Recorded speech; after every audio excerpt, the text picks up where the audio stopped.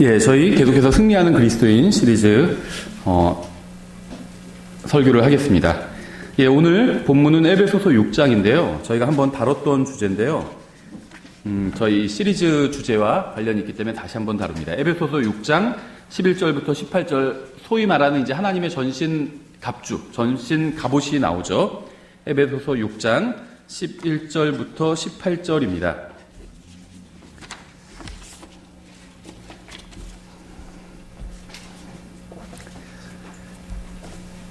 예, 모든 성경 기록은 다 예수님에 대해서 증언하고 있습니다. 따라서 우리가 성경에서 어디를 읽든 또 어디를 연구하든 예수님을 찾지 못하면 가장 중요한 것을 놓치고 있는 거예요. 그래서 성경의 모든 장은 1189장으로 이루어져 있죠. 성경의 모든 장은 다 예수님에 관해서 증언하고 있습니다. 그래서 우리가 정말 정신 차리고 성경을 읽는다면요, 어디를 읽든 거기서 예수님을 발견할 수가 있어요. 매 장에서 예수님을 발견할 수 있어야 성경을 제대로 읽은 겁니다.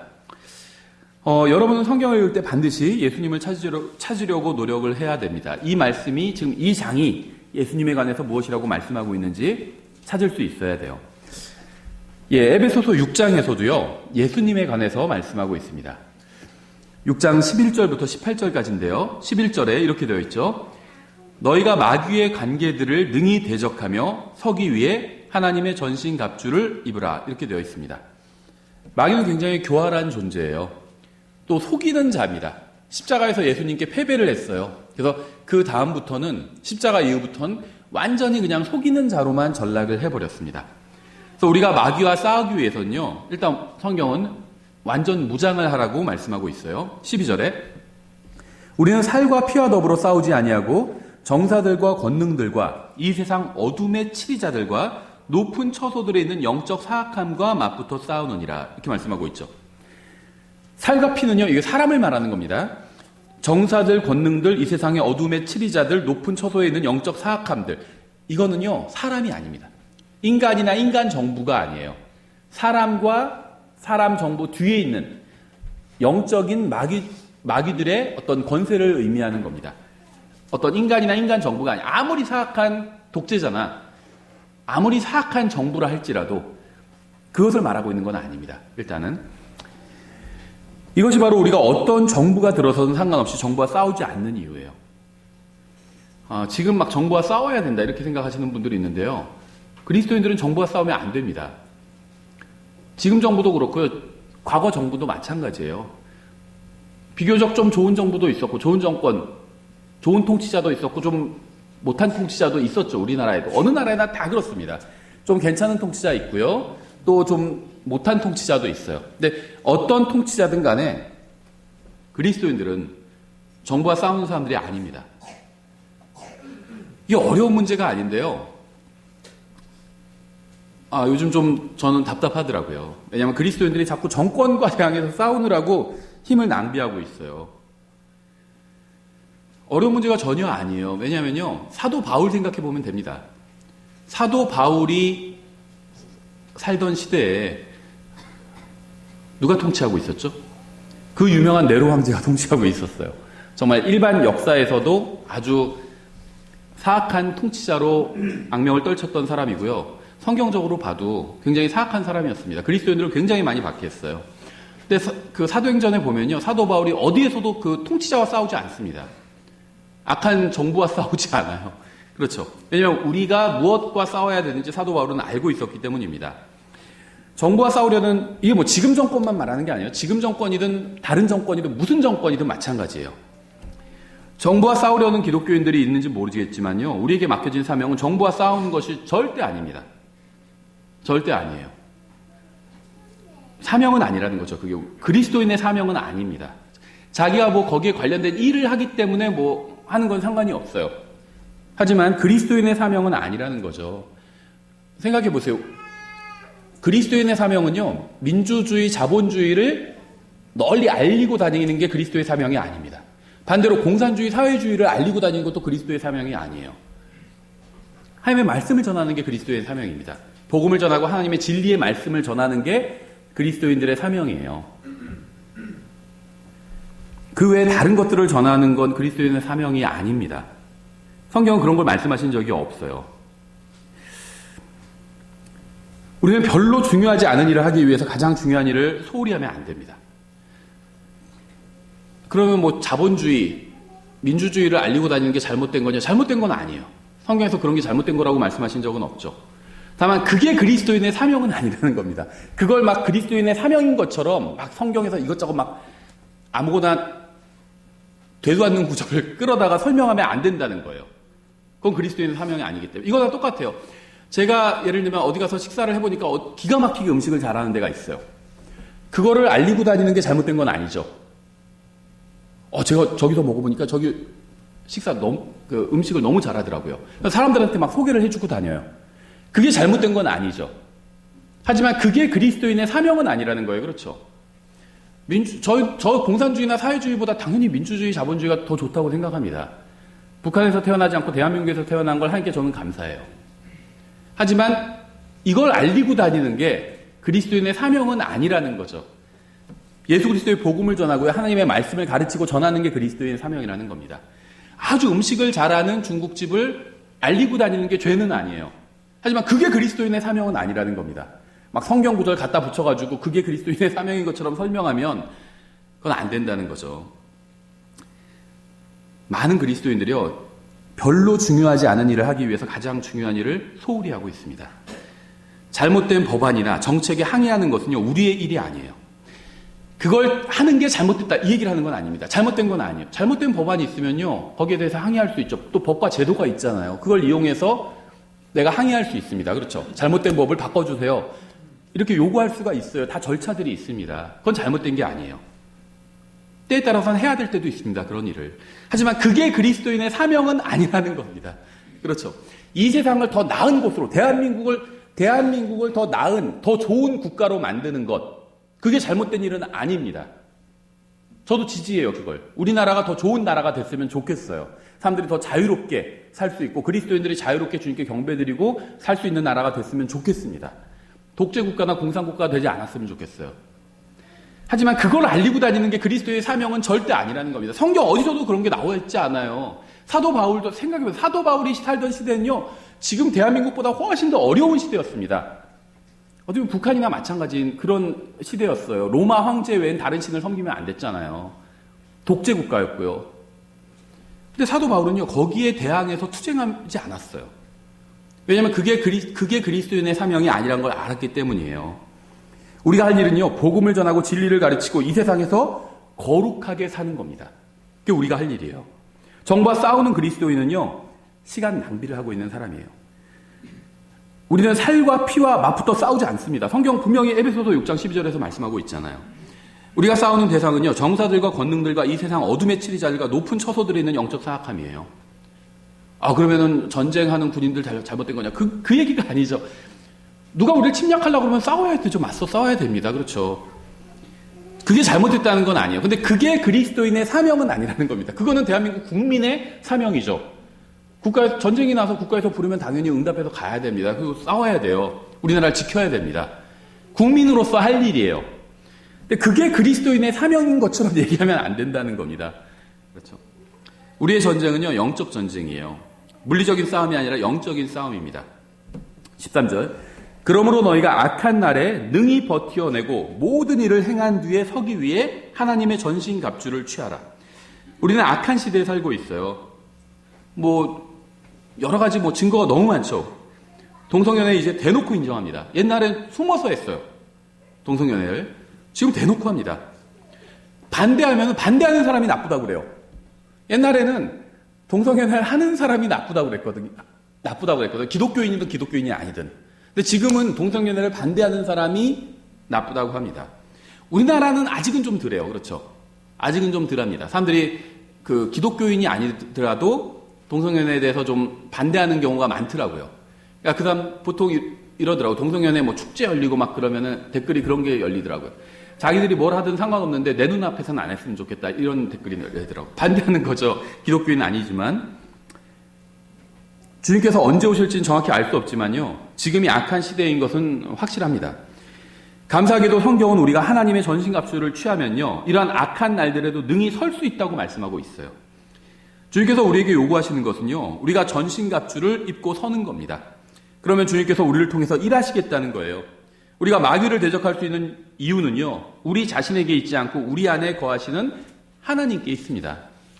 14절부터 18절까지 읽겠습니다. 그런즉 서서 진리로 너희 허리를 동여매고 의의 흉갑을 입으며 화평의 복음을 예비한 것으로 너희 발에 신을 신고 모든 것 위에 믿음의 방패를 취하여 그것으로 너희가 능히 그 사악한 자의 모든 불화살을 끄며 구원의 투구와 성령의 검 곧 하나님의 말씀을 취하라. 모든 기도와 간구로 성령 안에서 항상 기도하되 모든 성도를 위해 모든 인내와 간구로 그 일에 깨어있고. 무엇을 위해서 기도해야 되는지도 다 나와 있죠. 먼저 저희가 기도하겠습니다. 하나님 아버지, 저희가 주님의 말씀을 제대로 이해할 수 있도록 도와주시기 원합니다. 저희가 쓸데없는 일에 시간을 낭비하지 말고 주님께서 원하시는 일을 할 수 있게 도와주시기 원합니다. 예수님의 이름으로 기도드렸습니다. 아멘. 성경은 악한 날에 서기 위해서 이제 입을 하는 하나님의 전신갑주가 바로 예수 그리스도라고 말씀하고 있습니다. 본문은 우리가 마귀를 이기거나 물리치는 것에 관해서는 단 한마디도 하고 있지 않아요. 예수님께서는 갈보리 십자가에서 이미 마귀를 이기고 승리하셨습니다. 성경은 예수님께서 십자가로 승리하셨다고 분명하게 말씀하고 있죠. 골로새서 2장 15절에 나오죠. 정사들과 권능들을 벗기사 십자가 안에서 그들을 이기시고 공공연히 그들을 구경거리로 삼으셨느니라. 우리의 싸움은요, 영적인 세력과 싸워야 되는 싸움입니다. 물리적인 이 세상 정부와 싸우는 게, 예수님도 이 세상 정부와 싸우지 않으셨어요.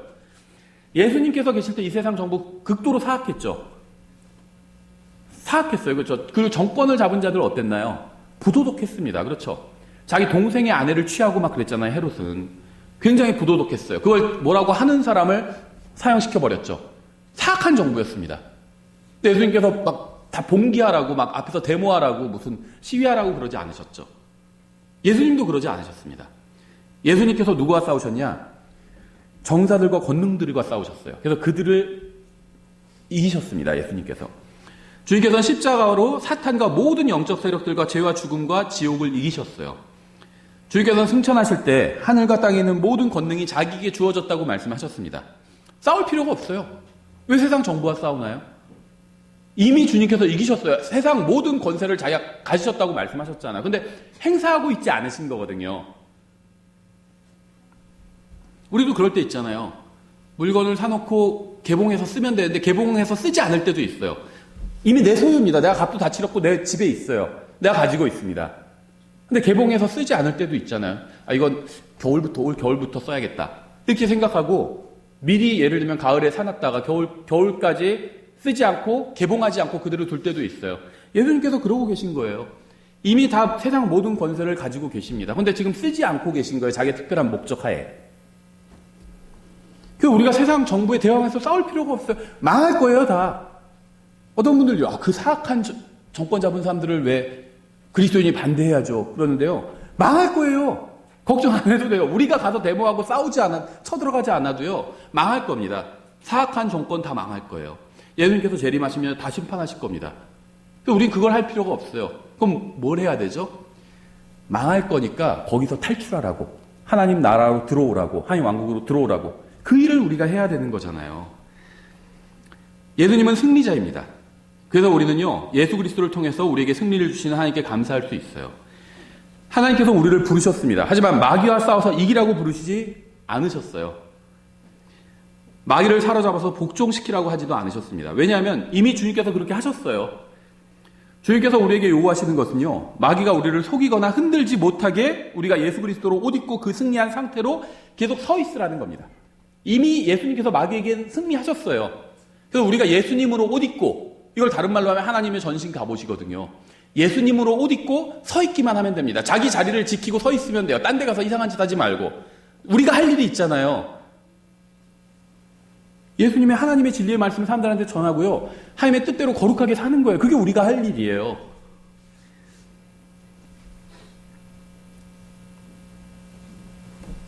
주님께서 원하시는 건요, 우리가 구원받을 때 함께 받은 승리 안에 서 있는 겁니다. 우리는 마귀를 패배시킬 필요가 없어요. 마귀는 이미 패배했습니다. 우리는 영적 전쟁에서 승리할 필요가 없습니다. 이미 전쟁은 승리로 끝났어요. 주님께서 우리에게 명령하신 것은요, 그저 승리한 상태로 서 있으라는 겁니다. 그래서 그리스도 안에서 승리와 자유를 마음껏 누리라는 거예요. 오늘날 많은 그리스도인들이요, 마귀와 싸우고 다투고 투쟁하느라 인생을 허비하고 있습니다. 마귀는 이미 전쟁에서 패배했어요. 성경은 마귀를 죽음의 권능을 가졌던 자라고 말씀하고 있어요. 히브리서 2장 14절에서. 예수님께서는요, 계시록에서 말씀하시는 것처럼 사망과 지옥의 열쇠를 가지고 계십니다. 근데 우리는 그분과 한편이잖아요. 마귀는 죽음의 권세를 가지고 있었거든요. 근데 빼앗겼습니다. 예수님께서 부활하실 때 빼앗긴 거예요. 주님께서 사망과 지옥의 문을 열고 나오셨죠. 죽음의 권능을 가지고 있던 마귀는 죽음을 통해서 죽음에 대한 통제권을 완전히 상실해버린 겁니다. 그전에는 마귀가 죽음에 대한 통제권을 상실한 적이 없어요. 그래도 예수님 전에 부활한 사람들이 있는데, 엘리야가 사람 살리기도 했고 부활한 사람들이 있죠. 근데 어떻게 됐죠? 결국 다시 죽었잖아요.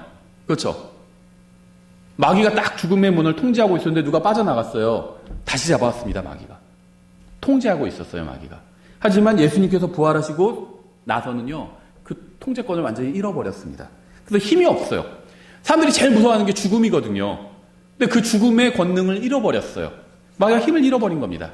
그래서 이제는 완전히 마귀가 전업을 했습니다. 옛날에는 부업으로 속이는 일만 했는데 지금 이제 전업으로 속이는 일을 하는 거예요.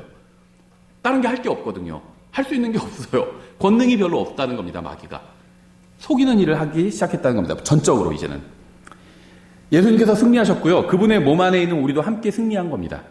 우리에게 필요한 것은요, 그분 안에서 서 있는 거예요. 자기 자리를 지키고 서 있는 겁니다. 자기 해야 될 일을 하면서 서 있는 거예요. 예수님은 진리의 허리띠입니다.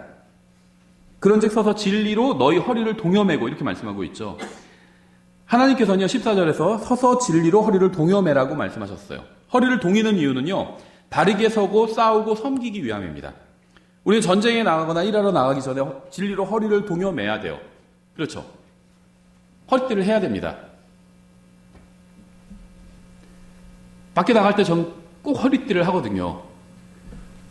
물론 지금 허리띠 안 해도 바지가 흘러내리지는 않더라고요. 근데요, 그래도 허리띠 합니다. 이게 한 거 안 한 게 달라요. 허리띠를 합니다. 사람의 신체 중 가장 강한 힘을 내리는 부위가 허리예요. 허리. 허리가 제대로 힘을 내고 힘을 내야 설 수 있고요, 일할 수 있고요, 싸울 수 있습니다. 따라서 우리가 영적 전쟁을 위해서 가장 먼저 해야 될 일은요, 진리로 허리를 동이는 거예요. 요한복음 14장 5절에 이렇게 되어 있어요. 도마가 그분께 이르되 주여 주께서 어디로 가시는지 우리가 알지 못하거늘 어찌 그 길을 알겠나이까 하매 예수님께서 그에게 이르시되 내가 곧 길이요 진리요 생명이니 나를 통하지 않고는 아무도 아버지께 오지 못하느니라. 성경은 제가 영적 싸움에서 승리하기 위해서 가장 먼저 해야 할 일이 진리로 허리를 동이는 것이라고 말씀하고 있습니다. 허리띠 매라는 거예요. 그런데 예수님께서는 자신이 진리라고 말씀하셨어요. 예수님으로 허리를 동이라는 겁니다. 예수님으로. 저의 섬김과 영적 전투를 위한 힘은요, 참된 진리의 허리띠가 되시는 예수 그리스도로부터 와야 됩니다. 진리로 허리띠를 동여야 내가 설 수 있고 일할 수 있고 싸울 수 있다고 그랬잖아요. 그럼 내가 서고 일하고 싸우는 그 힘이 예수님으로부터 와야 된다는 거예요. 예수님으로부터. 우리는 허리에 진리의 허리띠인 예수 그리스도를 두르고 있어야 된다는 겁니다. 두 번째는요, 의의 흉갑을 입으라고 말씀하고 있죠. 우리가 두 번째로 이제 허리띠를 맸으면 그 다음에는 의의 흉갑을 착용해야 됩니다. 가슴에는 중요한 장기들이 다 모여 있어요. 그렇죠? 따라서 우리는 가슴을 보호해야 됩니다. 가슴을 보호해야 돼요.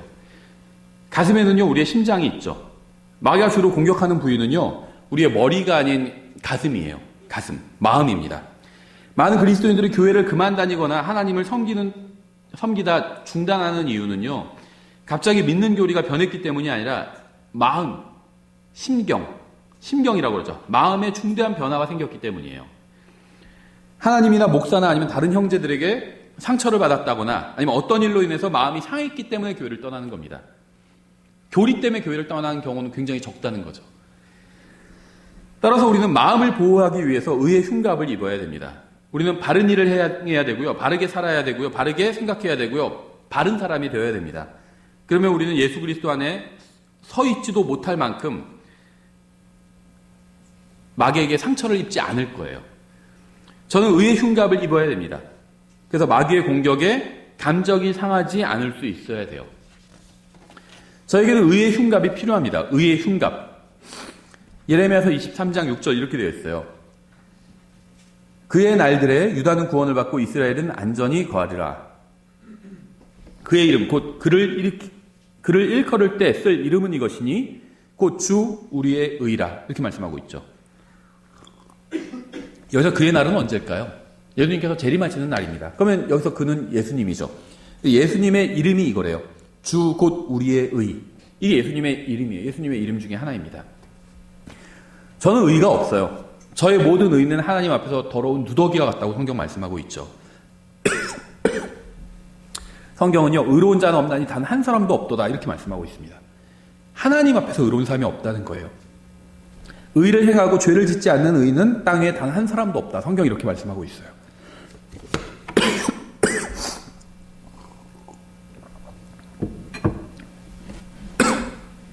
저에게는요, 영적 전쟁을 대비해서 저의 가슴을 가려줄 흉갑이 하나도 없습니다. 우리는 영적 전쟁을 위해서 우리의 의가 되시는 예수 그리스도를 입어야 됩니다. 그러면 예수님께서 여러분의 마음을 지켜주실 거예요. 마음을. 나의 의와 나의 생각으로 나의 마음을 지킬 수가 없다는 겁니다. 예수님이 나의 마음을 지켜주셔야 돼요. 예수님을 옷 입고 있어야 된다는 거예요. 전 예수 그리스도로 허리를 띄어야 됩니다. 저의 의의 흉갑은 예수 그리스도, 의의 흉갑인 예수 그리스도를 입어야 돼요. 그래서 마음을 보호해야 됩니다. 세 번째, 화평의 신발이요, 신발. 화평의 복음을 예비한 것으로 너희 발에 신을 신고 이렇게 되어 있죠. 하나님의 백성은요, 하나님의 말씀을 전해야 돼요. 특히 그리스도인들은 복음을 전해야 됩니다. 예수님의 증인이 되어야 돼요. 예수님의 어떤 정권의 증인이 되지 말고, 정치 세력의 증인이 되지 말고, 예수님의 증인이 되어야 돼요. 성경 화평의 복음을 선포하며 좋은 일들의 반가운 소식을 가져오는 자들의 발이 어찌 그리 아름다운가라고 말씀하고 있어요. 복음을 전하는 사람들의 발이 아름답다 이렇게 말씀하고 있어요. 로마서 10장에서. 여러분의 발은 아름다운 발인가요? 맛집을 소개하고 다니는 사람들의 발이 아름답다 이렇게 말씀하고 있지 않죠? 그게 나쁜 일은 아니에요. 그렇죠? 제가 말씀드린 것처럼 음식 기가 막히게 잘하는 집을 다른 사람들한테 소개시켜주는 게 나쁜 일은 아니죠. 근데 그런 사람의 발이 아름답다 이렇게 말씀하고 있지 않다는 거예요. 잘못된 권력자를 타도하는 자의 발이 아름답다 이렇게 말씀하고 있지 않다는 겁니다. 복음을 전하는 사람의 발이 아름답다고 말씀하고 있잖아요. 하나님께서 보실 때 우리의 발이 아름다울까요? 우리는 예수님의 증인이 되어서요, 복음을 전하기 위해서 준비해야 됩니다. 그러면 우리는 가능하면 평화롭게 복음을 전해야 돼요. 가능하면. 아마 구원받은 대부분의 사람들이 비슷한 경험이 있을 거예요. 구원받은 지 얼마 되지 않았을 때 전투적으로 과격하게 복음을 전해본 적이 있을 겁니다. 저도 그런 적이 있었어요. 준비가 되어 있지 않기 때문에 평화롭게 복음을 전하지 못하는 겁니다. 평화롭게 복음을 전하려면요, 훨씬 더 준비가 되어 있어야 돼요. 마음적으로도 그렇고요, 영적으로도 준비가 되어 있어야 됩니다. 그래야지 여유를 갖고 평화롭게 전할 수가 있어요, 복음을. 자기가 준비가 되어 있지 않으면은 조급하게 전할 수밖에 없다는 거죠. 그러면 이제 상대방과 싸울 수밖에 없어요. 상대방이 복음을 받아들이지 않는다고 해서 화를 내거나 싸우면요, 이건 화평의 복음을 전한 게 아닙니다. 우리의 싸움은 살과 피와 더불어 싸우는 것이 아니에요.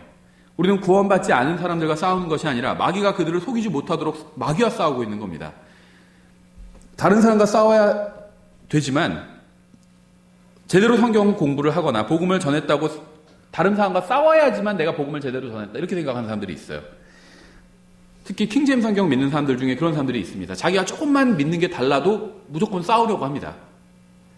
하지만 그것은요, 육신적인 싸움이에요.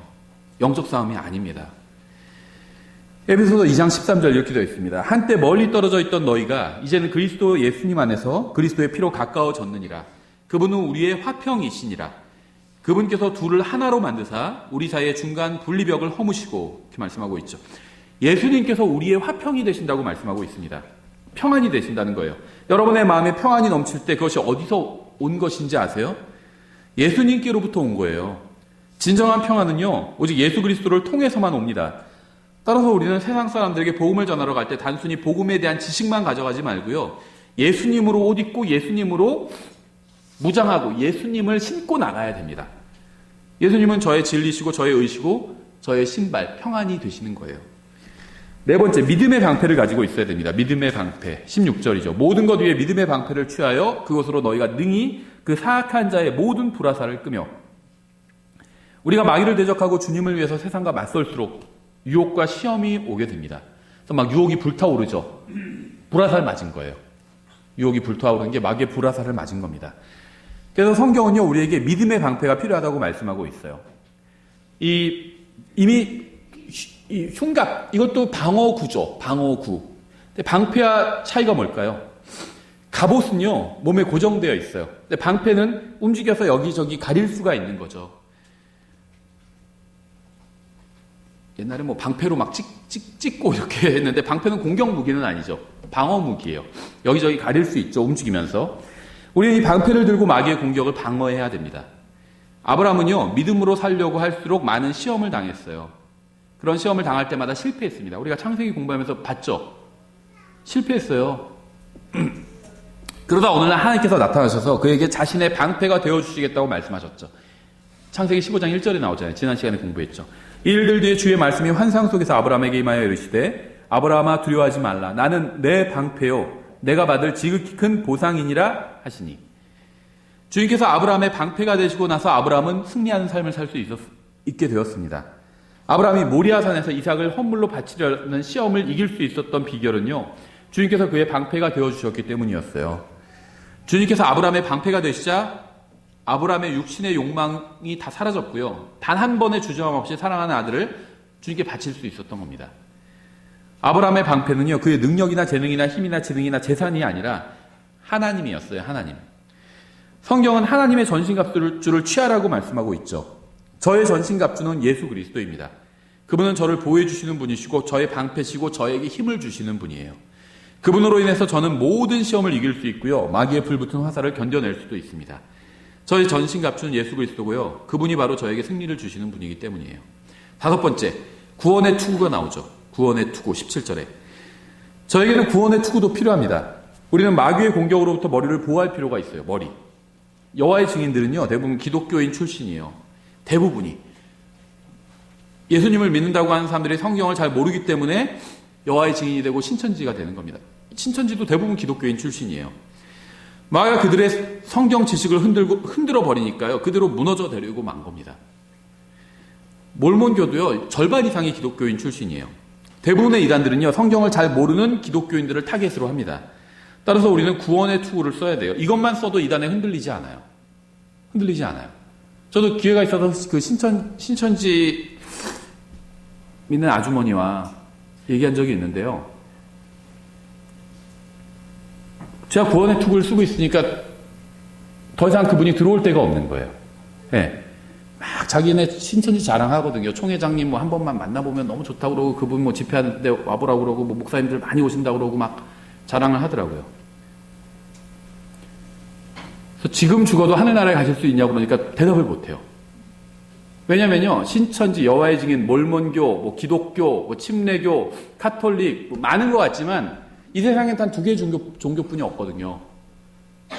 던의 종교와 두의 종교예요. 던의 종교는 다 이루었다. 다 이루어진, 구원이 이미 다 누군가 다 이루어주신 걸 선물로 받아들이는 성경적 기독교죠.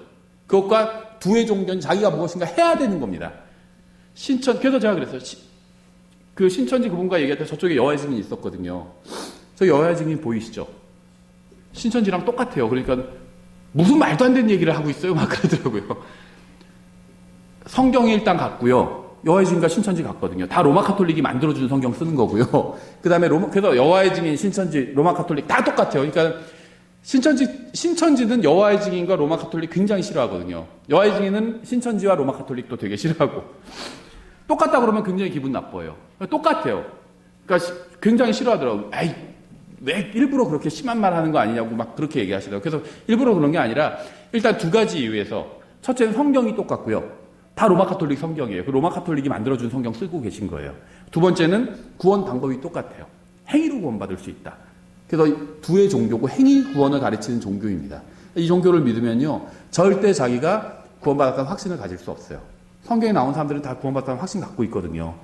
신천지는 구원의 확신을 가질 수 없어요. 그래서 전 신천지 안 믿을 거예요. 이렇게 얘기했거든요. 이제 그렇게 얘기하니까 혹시 목사님이세요? 그러더라고요. 네. 시편 27편 1절 이렇게 되어 있어요. 주는 나의 빛이요 나의 구원이시니 내가 누구를 두려워하리요. 주는 내 생명의 힘이시니 내가 누구를 무서워하리요. 구원의 투구는 바로 주님이신 예수 그리스도예요. 잘못된 이단 교리가 들어올 때마다 예수 그리스도를 생각해야 됩니다. 그분이 누구시고 우리를 위해서 무엇을 해주셨는지 생각해야 돼요. 자꾸 다른 걸 해야 구원받는다 이렇게 가르치잖아요.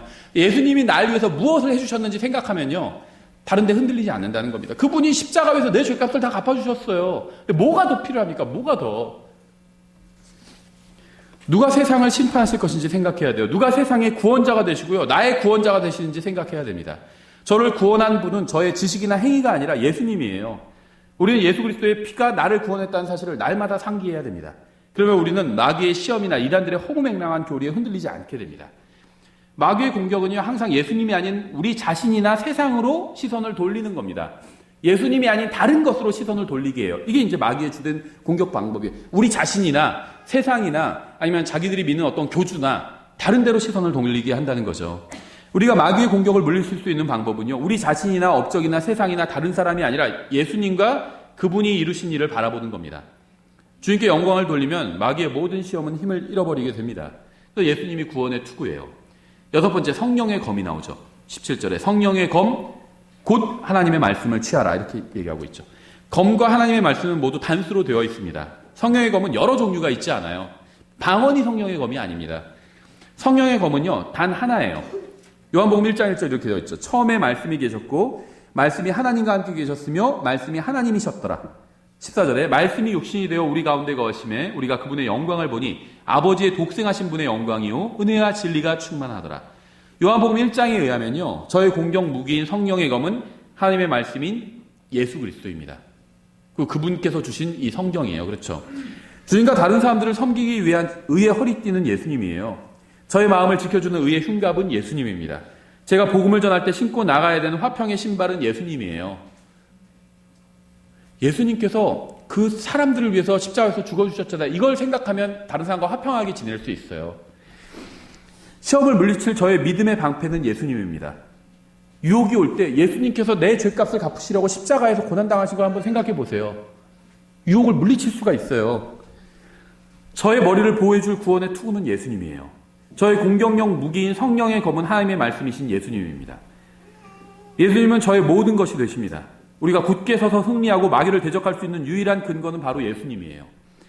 골리앗이 나와서 하나님의 이름을 모독할 때요, 이스라엘 백성들은 그의 거대한 외모를 보고 겁에 질렸죠. 그때 다윗이 나와서 골리앗을 물리치겠다고 했습니다. 다윗이 자원에서 나왔을 때 사울은 자신의 전신갑주를 내어주었어요. 다윗은 사울의 갑옷을 입어보고는 자기에게 맞지 않다고 해서, 사울은 키가 크고 다윗은 아직 소년이었고요, 젊은 청년이었죠. 아주 어린 청년이었어요. 사울은 다윗의 아버지 뻘이잖아요. 아버지 뻘보다 훨씬 더 나이가 많았어요, 사울은. 그리고 키가 아주 큰 사람이었습니다. 용모도 준수하고 키도 컸다고 그러죠, 성경에서. 그러니까 당연히 사울의 갑옷이 다윗에게 맞지 않았겠죠. 갑옷이 싸움에 도움이 되지 않고 오히려 방해만 된다고 했어요. 다윗은 왕의 갑옷을 거부하고요, 작은 돌을 골랐습니다. 성경은 다윗이 돌을 5개 골라 담았다고 말씀하고 있죠. 사무엘상 17절 38절 이렇게 되어 있어요. 사울이 자기 갑옷으로 다윗을 무장시키고 노투구를 그의 머리에 씌워주며 또 새 그물 옷으로 그를 무장시키매 다윗이 그의 칼을 그의 갑옷 위에 차고는 그것을 시험해 본 적이 없었으므로 시험 삼아 걸어보다가 사울에게 이르되 내가 이것들을 시험해 본 적이 없으므로 그것들을 입고 갈 수 없나이다 하고 그것들을 벗고는 손에 자기의 지팡이를 들고 시내에서 매끄러운 돌 5개를 골라 자기가 지닌 목자의 자루 곧 짐 보따리에 그것들을 넣고 손에 자기의 무린매를 가지고 그 블레셋 사람에게로 가까이 가니라. 돌멩이를 넣어서 던질 수 있는 그 무린매죠. 다윗은 5개의 돌을 가지고 골리앗과 싸우러 나갔습니다. 골리앗을 죽이기 위해서 몇 개의 돌을 사용했을까요? 1개만 사용했어요. 다윗은 확신이 있었습니다. 돌 하나면 골리앗을 죽일 수 있다. 확신이 있었는데 왜 5개를 갖고 갔냐면요, 골리앗의 형제들이 나와요, 나중에 보면. 그래서 그 골리앗의 형제들까지 다 죽이려고 했습니다. 그래서 5명을 죽이기 위해서 5개를 갖고 나간 거예요. 그런데 골리앗 하나가 쓰러지자 다 도망가 버렸죠. 나머지 4개를 쓸 일이 없었던 겁니다. 다윗이 골리앗과 싸우러 나갔을 때 눈에 보이는 투구와 흉갑과 방패는 가지고 있지 않았습니다. 45절 이렇게 되어 있어요. 이에 다윗이 그 블레셋 사람에게 이르되, 골리앗에게 한 말이죠. 너는 칼과 창과 방패를 가지고 내게 오거니와 나는 내가 도전한 이스라엘 군대의 하나님 곧 만군의 주의 이름으로 내게 가노라. 이날 주께서 너를 내 손에 넘겨주시리니 내가 너를 쳐서 내게서 내 머리를 취하고 또 이날 블레셋 사람들 군대의 사체를 공중의 날짐승들과 땅의 들짐승들에게 주어 이스라엘에 하나님이 계신 줄 온 땅이 알게 하겠고 또 주께서 칼이나 창으로 구원하지 아니하심을 이 모인 온 무리가 알게 하리라. 칼이나 창, 구약시대에도 칼이나 창으로 구원받는 게 아니라는 거예요. 하나님께서 구원해 주시는 겁니다. 지금 이 신약시대는 더할 게 없죠. 데모에서 뭐가 바뀌는 게 아니에요. 하나님께서 바꿔주시면 바뀌는 겁니다. 기도로 바꿀 수 있어요. 기도로. 정말 우리나라 사랑하면요. 기도해야 돼요. 기도해야 돼요. 기도가 바꿀 수 있어요. 기도만 해서 되냐? 기도만 해도 됩니다. 기도해서요. 영국도 바뀌었어요. 그렇죠. 영국이 원래 어떤 나라였는지 아세요? 지금 킹제임스 성경을 찍어내고요. 전 세계에 정말 많은 진리를 전파한 나라였죠. 물론 뭐 나쁜 짓도 했겠지만 좋은 일도 굉장히 많이 했어요. 그 전에는요. 성경을 번역해내면요. 번역했다는 이유로 사람을 화형시키는 나라였어요. 성경을 번역한 사람을 화형시킨 나라였어요. 화형당할 때 기도했잖아요. 영국 왕의 눈을 뜨게 해달라고. 하나님께서 응답해 주셨죠. 데모하지 않았어요. 그리스도인들 가가지고 왕 앞에서 데모하지 않았어요. 왜 성경을 화형시키냐? 왕은 물러가라 하면서 데모하지 않았습니다. 기도했어요. 그래서 하나님께서 영국 왕의 눈을 뜨게 해주셨잖아요. 그래서 왕이 명령해가지고 성경을 번역해서 출간하게 했죠. 지금도 킹제임스 성경 인쇄하려면요. 판권 허락 받아야 돼요. 영국 내에선. 영국 외에서는 판권 허락 안 받아도 되고 영국 내에선 받아야 됩니다. 영국 법이 보호하기 때문에. 그런데 우리는 영국 법에 그 제한을 받지 않잖아요. 그래서 이미 판권 다 지나갔기 때문에 우리는 그냥 인쇄해낼 수 있고요. 영국 내에서는 그 영국 법이 우위이기 때문에 허락을 받아야 돼요. 또 주께서 칼이나 창으로 구원하지 아니하심을 이 모인 온 무리가 알게 하리라. 전쟁은 주께 속한 것인즉 그분께서 너희를 우리 손에 넘겨주시리라 하니라. 다윗은 하나님의 전신갑주를 입고 골리앗과 싸우러 나갔습니다. 다윗은 주님을 허리에 띠고요. 주님을 흉갑으로 입고요. 주님을 신발로 신고요. 주님을 방패로 들고요. 주님을 무기로 들고 싸우러 나갔던 겁니다. 그러자 하나님께서는 다윗에게 승리를 주셨던 거예요. 로마서 13장 12절 이렇게 되어 있습니다. 밤이 많이 지나고 낮이 가까이 왔으니 그러므로 우리가 어둠의 행위를 벗어버리고 빛의 갑옷을 입자. 낮에 하듯이 우리가 정직하게 걸으며 흥청거리거나 술 취하지 말고 침실을 더럽히거나 방탕하지 말며 다투거나 시기하지 말자. 오직 너희는 주 예수 그리스도로 옷 입고 육신의 정욕을 채우기 위해 육신에게 기회를 주지 말라. 이게 그리스도인이 해야 될 일입니다. 이게 우리의 사명이고 하나님께서 우리가 하기를 원하시는 거예요. 12절에서는 빛의 갑옷을 입자고 말씀하고 있어요. 그런데 14절에서는요. 주 예수 그리스도로 옷 입자고 말씀하고 있습니다. 이것을 에베소서 6장에서는 하나님의 전신 갑옷, 갑주라고 표현하고 있는 거예요. 같은 겁니다. 다. 우리의 전신 갑옷은요. 예수 그리스도예요. 여러분이 세상과 마귀와 육신을 상대로 싸워 승리하는 유일한 방법은요. 예수 그리스도로 옷 입는 겁니다. 예수님께서 세상에 계실 때 어떻게 하셨는지 한번 생각해 보시면 돼요. 어디 가서 데모하지 않으셨죠? 데살로니가전서 2장 13절 이렇게 되어 있습니다. 이런 까닭에 우리가 또한 하나님께 끊임없이 감사를 드림은 너희가 우리에게서 들은 하나님의 말씀을 받을 때 그것을 사람들의 말로 받지 아니하고 하나님의 말씀으로 받았기 때문이니 진실로 그러하도다. 그 말씀이 또한 믿는 너희 안에서 효력 있게 일하느니라. 말씀이 우리 안에서 일한다고 말씀하고 있지 않아요. 말씀이 믿는 우리 안에서, 믿는 너희 안에서, 믿는 사람 안에서 효력 있게 일한대요. 만약 우리가 하나님의 말씀을 받아들여서 우리의 마음속에 뿌리를 내리도록 허용한다면, 뿌리를 내린다는 거죠. 우리가 말씀을 붙드는 거예요. 우리 마음이 밭과 같아요. 붙들 수 있어요. 무엇인가를 마음이 막. 근데 하나님의 말씀이 뿌리를 내릴 때 붙들지 않으면요. 일할 수가 열매를 맺을 수가 없잖아요. 뿌리를 내려야 열매를 맺죠. 근데 말씀이 뿌리를 낼 때 딱 붙들면요. 열매를 맺을 수 있는 겁니다. 그러면 승리하는 그리스도인의 삶을 살 수 있다는 거예요. 승리하는 그리스도인의 삶이 다른 게 아니라 인생을 낭비하지 않은 인생이 승리하는 그리스도인의 인생입니다. 어떤 게 낭비하지 않은 인생일까요? 시간이 있죠. 건강이 있죠. 재물이 있죠. 내가 가지고 있는 것들이 있잖아요. 하나님께서 나에게 주셔서 또 지능도 있을 테고요. 그렇죠? 많이 주진 않으셨지만 하여튼 주신 게 있잖아요. 지능도. 시간도 있고 건강도 있고. 나에게 주신 게 있어요. 이것을요. 낭비하지 않고 제대로 된 데에 사용하는 겁니다. 그럼 낭비하지 않은 인생이에요. 근데 어디 가서 낭비 많이 해요. 그러면 그게 뺏긴 겁니다. 인생을요. 하나님을 위해서 주님을 위해서 쓰지 않은 인생은 낭비한 인생이에요. 예수님께서 다른 자들은 다 강도요 도둑이라고 말씀하셨잖아요. 뺏긴 거예요. 내가 뺏긴 겁니다. 내 인생을 생각해 보니까 쓸데없는 데 가서 막 내가 데모하고 있고요. 어디서 쓸데없는 데 돈 쓰고 있고 쓸데없는 데 시간 낭비하고 있어요. 인생을 강도 맞은 거예요. 그렇게 하지 말라는 겁니다.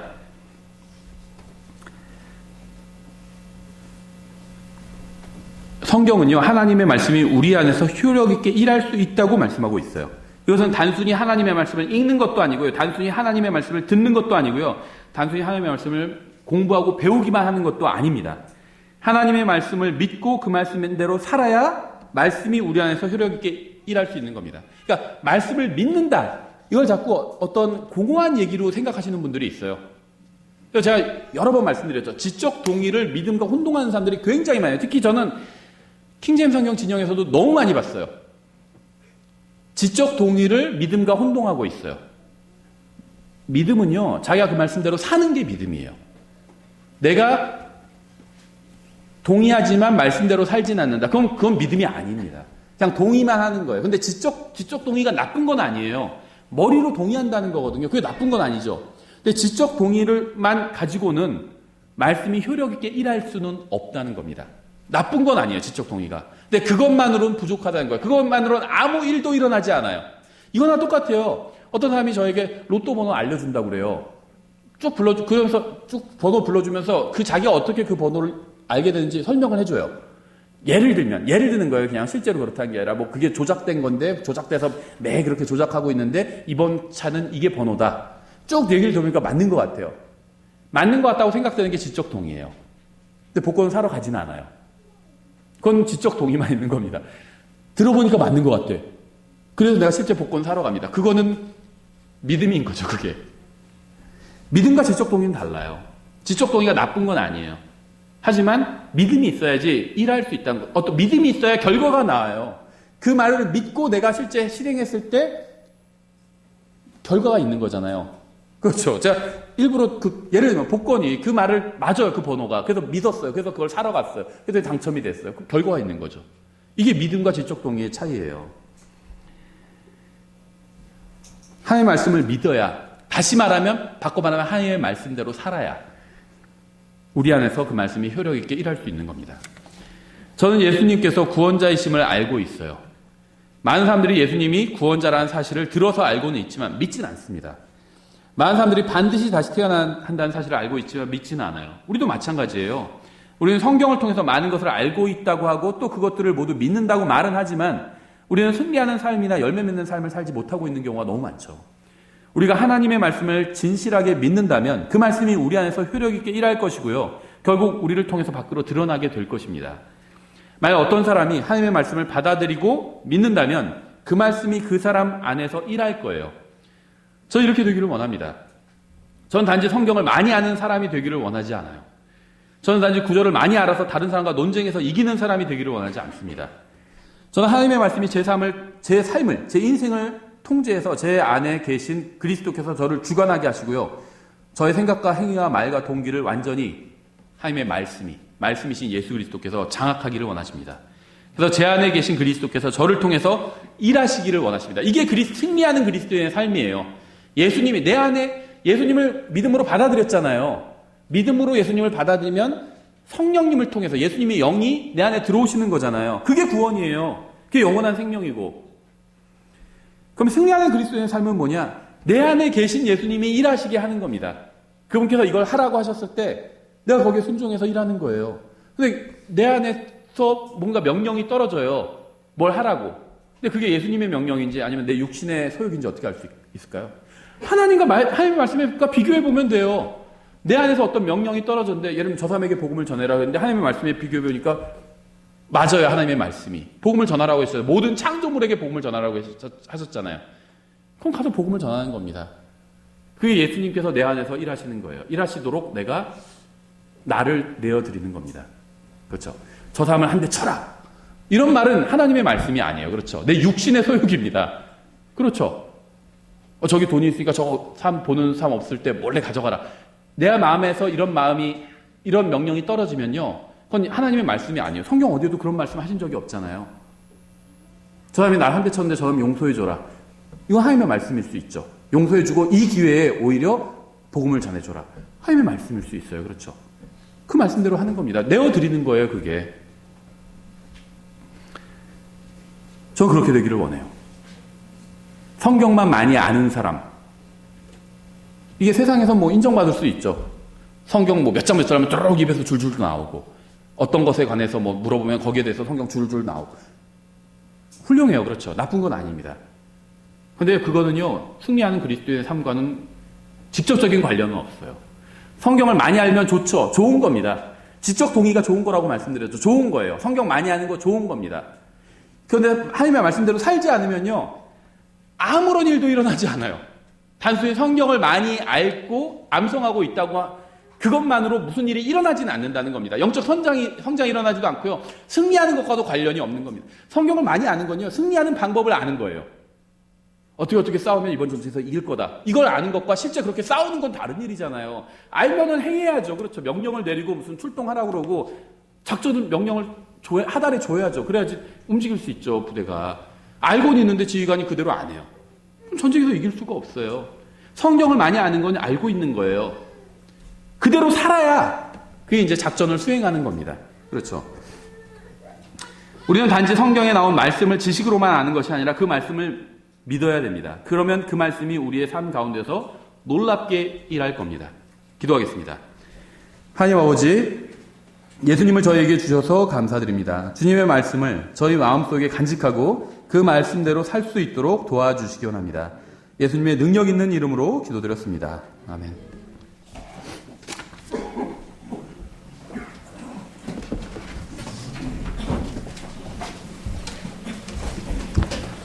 자리에서 일어나셔. 예, 저희 계속해서 승리하는 그리스도인 시리즈 설교를 하겠습니다. 예, 오늘 본문은 에베소서 6장인데요. 저희가 한번 다뤘던 주제인데요. 저희 시리즈 주제와 관련이 있기 때문에 다시 한번 다룹니다. 에베소서 6장 11절부터 18절, 소위 말하는 이제 하나님의 전신 갑주, 전신 갑옷이 나오죠. 에베소서 6장 11절부터 18절입니다.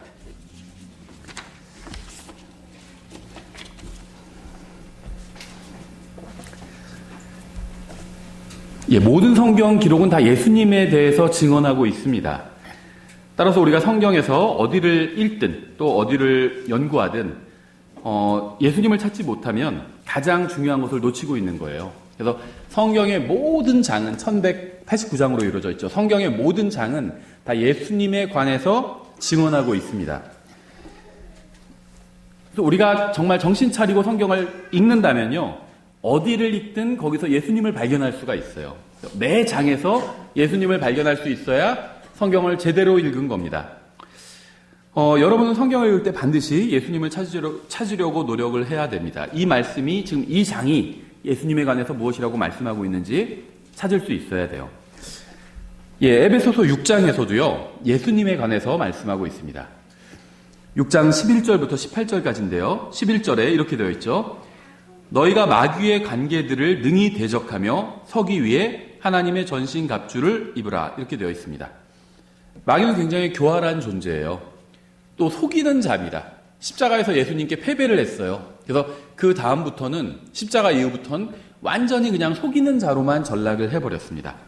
그래서 우리가 마귀와 싸우기 위해서는요, 일단 성경은 완전 무장을 하라고 말씀하고 있어요. 12절에 우리는 살과 피와 더불어 싸우지 아니하고 정사들과 권능들과 이 세상 어둠의 치리자들과 높은 처소들에 있는 영적 사악함과 맞붙어 싸우느니라. 이렇게 말씀하고 있죠.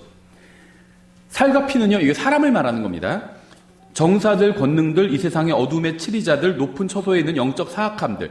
이거는요, 사람이 아닙니다. 인간이나 인간 정부가 아니에요. 사람과 사람 정부 뒤에 있는 영적인 마귀들의 어떤 권세를 의미하는 겁니다. 어떤 인간이나 인간 정부가 아니에요. 아무리 사악한 독재자나 아무리 사악한 정부라 할지라도 그것을 말하고 있는 건 아닙니다. 일단은 이것이 바로 우리가 어떤 정부가 들어서든 상관없이 정부와 싸우지 않는 이유예요. 지금 막 정부와 싸워야 된다 이렇게 생각하시는 분들이 있는데요. 그리스도인들은 정부와 싸우면 안 됩니다. 지금 정부도 그렇고요. 과거 정부도 마찬가지예요. 비교적 좀 좋은 정부도 있었고 좋은 정권, 좋은 통치자도 있었고 좀 못한 통치자도 있었죠. 우리나라에도. 어느 나라에나 다 그렇습니다. 좀 괜찮은 통치자 있고요. 또 좀 못한 통치자도 있어요. 근데 어떤 통치자든 간에 그리스도인들은 정부와 싸우는 사람들이 아닙니다. 이게 어려운 문제가 아닌데요. 요즘 좀 저는 답답하더라고요. 왜냐하면 그리스도인들이 자꾸 정권과 대항해서 싸우느라고 힘을 낭비하고 있어요. 어려운 문제가 전혀 아니에요. 왜냐하면요, 사도 바울 생각해 보면 됩니다. 사도 바울이 살던 시대에 누가 통치하고 있었죠? 그 유명한 네로 황제가 통치하고 있었어요. 정말 일반 역사에서도 아주 사악한 통치자로 악명을 떨쳤던 사람이고요. 성경적으로 봐도 굉장히 사악한 사람이었습니다. 그리스도인들을 굉장히 많이 박해했어요. 근데 그 사도행전에 보면요, 사도 바울이 어디에서도 그 통치자와 싸우지 않습니다. 악한 정부와 싸우지 않아요. 그렇죠. 왜냐하면 우리가 무엇과 싸워야 되는지 사도 바울은 알고 있었기 때문입니다. 정부와 싸우려는, 이게 뭐 지금 정권만 말하는 게 아니에요. 지금 정권이든 다른 정권이든 무슨 정권이든 마찬가지예요. 정부와 싸우려는 기독교인들이 있는지 모르겠지만요, 우리에게 맡겨진 사명은 정부와 싸우는 것이 절대 아닙니다. 절대 아니에요. 사명은 아니라는 거죠. 그게 그리스도인의 사명은 아닙니다. 자기가 뭐 거기에 관련된 일을 하기 때문에 뭐 하는 건 상관이 없어요. 하지만 그리스도인의 사명은 아니라는 거죠. 생각해 보세요. 그리스도인의 사명은요, 민주주의, 자본주의를 널리 알리고 다니는 게 그리스도의 사명이 아닙니다. 반대로 공산주의, 사회주의를 알리고 다니는 것도 그리스도의 사명이 아니에요. 하나님의 말씀을 전하는 게 그리스도의 사명입니다. 복음을 전하고 하나님의 진리의 말씀을 전하는 게 그리스도인들의 사명이에요. 그 외에 다른 것들을 전하는 건 그리스도인의 사명이 아닙니다. 성경은 그런 걸 말씀하신 적이 없어요. 우리는 별로 중요하지 않은 일을 하기 위해서 가장 중요한 일을 소홀히 하면 안 됩니다. 그러면 뭐 자본주의, 민주주의를 알리고 다니는 게 잘못된 거냐? 잘못된 건 아니에요. 성경에서 그런 게 잘못된 거라고 말씀하신 적은 없죠. 다만 그게 그리스도인의 사명은 아니라는 겁니다. 그걸 막 그리스도인의 사명인 것처럼 막 성경에서 이것저것 막 아무거나 되도 않는 구절을 끌어다가 설명하면 안 된다는 거예요. 그건 그리스도인의 사명이 아니기 때문에. 이거랑 똑같아요. 제가 예를 들면 어디 가서 식사를 해보니까 기가 막히게 음식을 잘하는 데가 있어요. 그거를 알리고 다니는 게 잘못된 건 아니죠. 제가 저기서 먹어보니까 저기 음식을 너무 잘하더라고요. 사람들한테 막 소개를 해주고 다녀요. 그게 잘못된 건 아니죠. 하지만 그게 그리스도인의 사명은 아니라는 거예요. 그렇죠? 저 공산주의나 사회주의보다 당연히 민주주의, 자본주의가 더 좋다고 생각합니다. 북한에서 태어나지 않고 대한민국에서 태어난 걸 하니까 저는 감사해요. 하지만 이걸 알리고 다니는 게 그리스도인의 사명은 아니라는 거죠. 예수 그리스도의 복음을 전하고 하나님의 말씀을 가르치고 전하는 게 그리스도인의 사명이라는 겁니다. 아주 음식을 잘하는 중국집을 알리고 다니는 게 죄는 아니에요. 하지만 그게 그리스도인의 사명은 아니라는 겁니다. 막 성경 구절 갖다 붙여가지고 그게 그리스도인의 사명인 것처럼 설명하면 그건 안 된다는 거죠. 많은 그리스도인들이요, 별로 중요하지 않은 일을 하기 위해서 가장 중요한 일을 소홀히 하고 있습니다.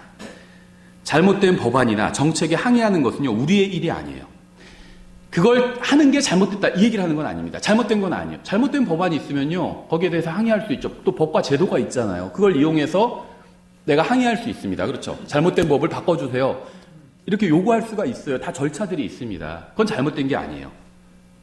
때에 따라서는 해야 될 때도 있습니다. 그런 일을. 하지만 그게 그리스도인의 사명은 아니라는 겁니다.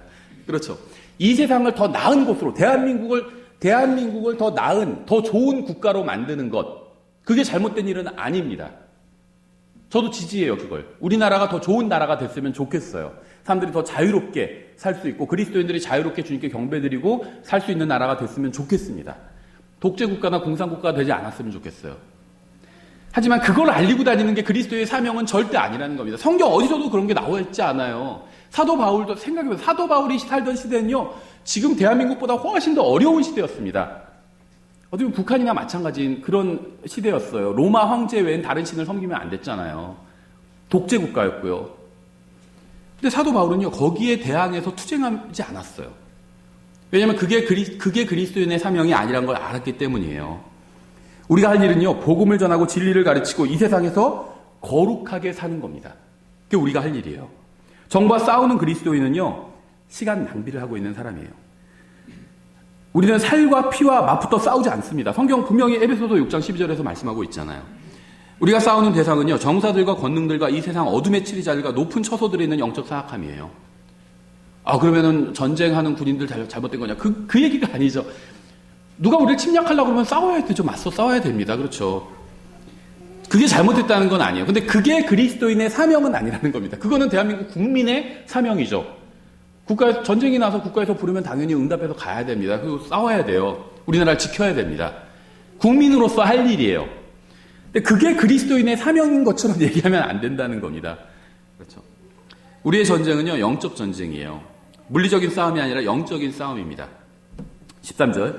그러므로 너희가 악한 날에 능히 버티어내고 모든 일을 행한 뒤에 서기 위해 하나님의 전신갑주를 취하라. 우리는 악한 시대에 살고 있어요. 여러 가지 증거가 너무 많죠. 동성연애 이제 대놓고 인정합니다. 옛날엔 숨어서 했어요. 동성연애를. 지금 대놓고 합니다. 반대하면 반대하는 사람이 나쁘다고 그래요. 옛날에는 동성연애를 하는 사람이 나쁘다고 그랬거든요. 기독교인이든 기독교인이 아니든. 근데 지금은 동성연애를 반대하는 사람이 나쁘다고 합니다. 우리나라는 아직은 좀 덜해요. 그렇죠. 아직은 좀 덜합니다. 사람들이 기독교인이 아니더라도 동성연애에 대해서 좀 반대하는 경우가 많더라고요.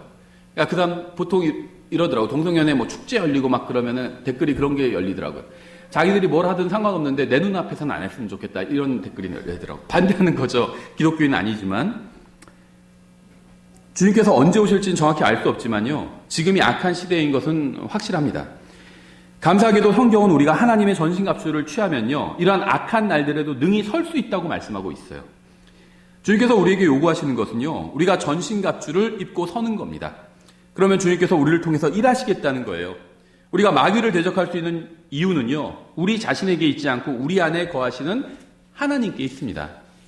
14절부터 18절까지 읽겠습니다. 그런즉 서서 진리로 너희 허리를 동여매고 의의 흉갑을 입으며 화평의 복음을 예비한 것으로 너희 발에 신을 신고 모든 것 위에 믿음의 방패를 취하여 그것으로 너희가 능히 그 사악한 자의 모든 불화살을 끄며 구원의 투구와 성령의 검 곧 하나님의 말씀을 취하라. 모든 기도와 간구로 성령 안에서 항상 기도하되 모든 성도를 위해 모든 인내와 간구로 그 일에 깨어있고. 무엇을 위해서 기도해야 되는지도 다 나와 있죠. 먼저 저희가 기도하겠습니다. 하나님 아버지, 저희가 주님의 말씀을 제대로 이해할 수 있도록 도와주시기 원합니다. 저희가 쓸데없는 일에 시간을 낭비하지 말고 주님께서 원하시는 일을 할 수 있게 도와주시기 원합니다. 예수님의 이름으로 기도드렸습니다. 아멘. 성경은 악한 날에 서기 위해서 이제 입으라는 하나님의 전신갑주가 바로 예수 그리스도라고 말씀하고 있습니다. 본문은 우리가 마귀를 이기거나 물리치는 것에 관해서는 단 한마디도 하고 있지 않아요. 예수님께서는 갈보리 십자가에서 이미 마귀를 이기고 승리하셨습니다. 성경은 예수님께서 십자가로 승리하셨다고 분명하게 말씀하고 있죠. 골로새서 2장 15절에 나오죠. 정사들과 권능들을 벗기사 십자가 안에서 그들을 이기시고 공공연히 그들을 구경거리로 삼으셨느니라. 우리의 싸움은요, 영적인 세력과 싸워야 되는 싸움입니다. 물리적인 이 세상 정부와 싸우는 게, 예수님도 이 세상 정부와 싸우지 않으셨어요. 예수님께서 계실 때 이 세상 정부 극도로 사악했죠. 사악했어요. 그렇죠. 그 정권을 잡은 자들 어땠나요? 부도덕했습니다. 그렇죠. 자기 동생의 아내를 취하고 막 그랬잖아요. 헤롯은. 굉장히 부도덕했어요. 그걸 뭐라고 하는 사람을 사형시켜버렸죠. 사악한 정부였습니다. 예수님께서 막 다 봉기하라고 막 앞에서 데모하라고 무슨 시위하라고 그러지 않으셨죠. 예수님도 그러지 않으셨습니다. 예수님께서 누구와 싸우셨냐? 정사들과 권능들과 싸우셨어요. 그래서 그들을 이기셨습니다. 예수님께서. 주님께서는 십자가로 사탄과 모든 영적 세력들과 죄와 죽음과 지옥을 이기셨어요. 주님께서는 승천하실 때 하늘과 땅에 있는 모든 권능이 자기에게 주어졌다고 말씀하셨습니다. 싸울 필요가 없어요. 왜 세상 정부와 싸우나요? 이미 주님께서 이기셨어요. 세상 모든 권세를 자기가 가지셨다고 말씀하셨잖아요. 근데 행사하고 있지 않으신 거거든요. 우리도 그럴 때 있잖아요. 물건을 사놓고 개봉해서 쓰면 되는데 개봉해서 쓰지 않을 때도 있어요. 이미 내 소유입니다. 내가 값도 다 치렀고 내 집에 있어요. 내가 가지고 있습니다. 근데 개봉해서 쓰지 않을 때도 있잖아요. 이건 올 겨울부터 써야겠다. 이렇게 생각하고 미리 예를 들면 가을에 사놨다가 겨울까지 쓰지 않고 개봉하지 않고 그대로 둘 때도 있어요. 예수님께서 그러고 계신 거예요. 이미 다 세상 모든 권세를 가지고 계십니다. 그런데 지금 쓰지 않고 계신 거예요. 자기의 특별한 목적 하에. 그 우리가 세상 정부에 대항해서 싸울 필요가 없어요. 망할 거예요, 다. 어떤 분들이 그 사악한 정권 잡은 사람들을 왜 그리스도인이 반대해야죠. 그러는데요. 망할 거예요. 걱정 안 해도 돼요. 우리가 가서 데모하고 쳐들어가지 않아도요. 망할 겁니다. 사악한 정권 다 망할 거예요. 예수님께서 재림하시면 다 심판하실 겁니다. 우린 그걸 할 필요가 없어요. 그럼 뭘 해야 되죠? 망할 거니까 거기서 탈출하라고. 하나님 나라로 들어오라고. 하나님 왕국으로 들어오라고. 그 일을 우리가 해야 되는 거잖아요. 예수님은 승리자입니다. 그래서 우리는요, 예수 그리스도를 통해서 우리에게 승리를 주시는 하나님께 감사할 수 있어요. 하나님께서 우리를 부르셨습니다. 하지만 마귀와 싸워서 이기라고 부르시지 않으셨어요. 마귀를 사로잡아서 복종시키라고 하지도 않으셨습니다. 왜냐하면 이미 주님께서 그렇게 하셨어요. 주님께서 우리에게 요구하시는 것은요, 마귀가 우리를 속이거나 흔들지 못하게 우리가 예수 그리스도로 옷 입고 그 승리한 상태로 계속 서 있으라는 겁니다. 이미 예수님께서 마귀에게 승리하셨어요. 그래서 우리가 예수님으로 옷 입고, 이걸 다른 말로 하면 하나님의 전신 갑옷이거든요. 예수님으로 옷 입고 서 있기만 하면 됩니다. 자기 자리를 지키고 서 있으면 돼요. 딴 데 가서 이상한 짓 하지 말고. 우리가 할 일이 있잖아요. 예수님의 하나님의 진리의 말씀을 사람들한테 전하고요. 하나님의 뜻대로 거룩하게 사는 거예요. 그게 우리가 할 일이에요.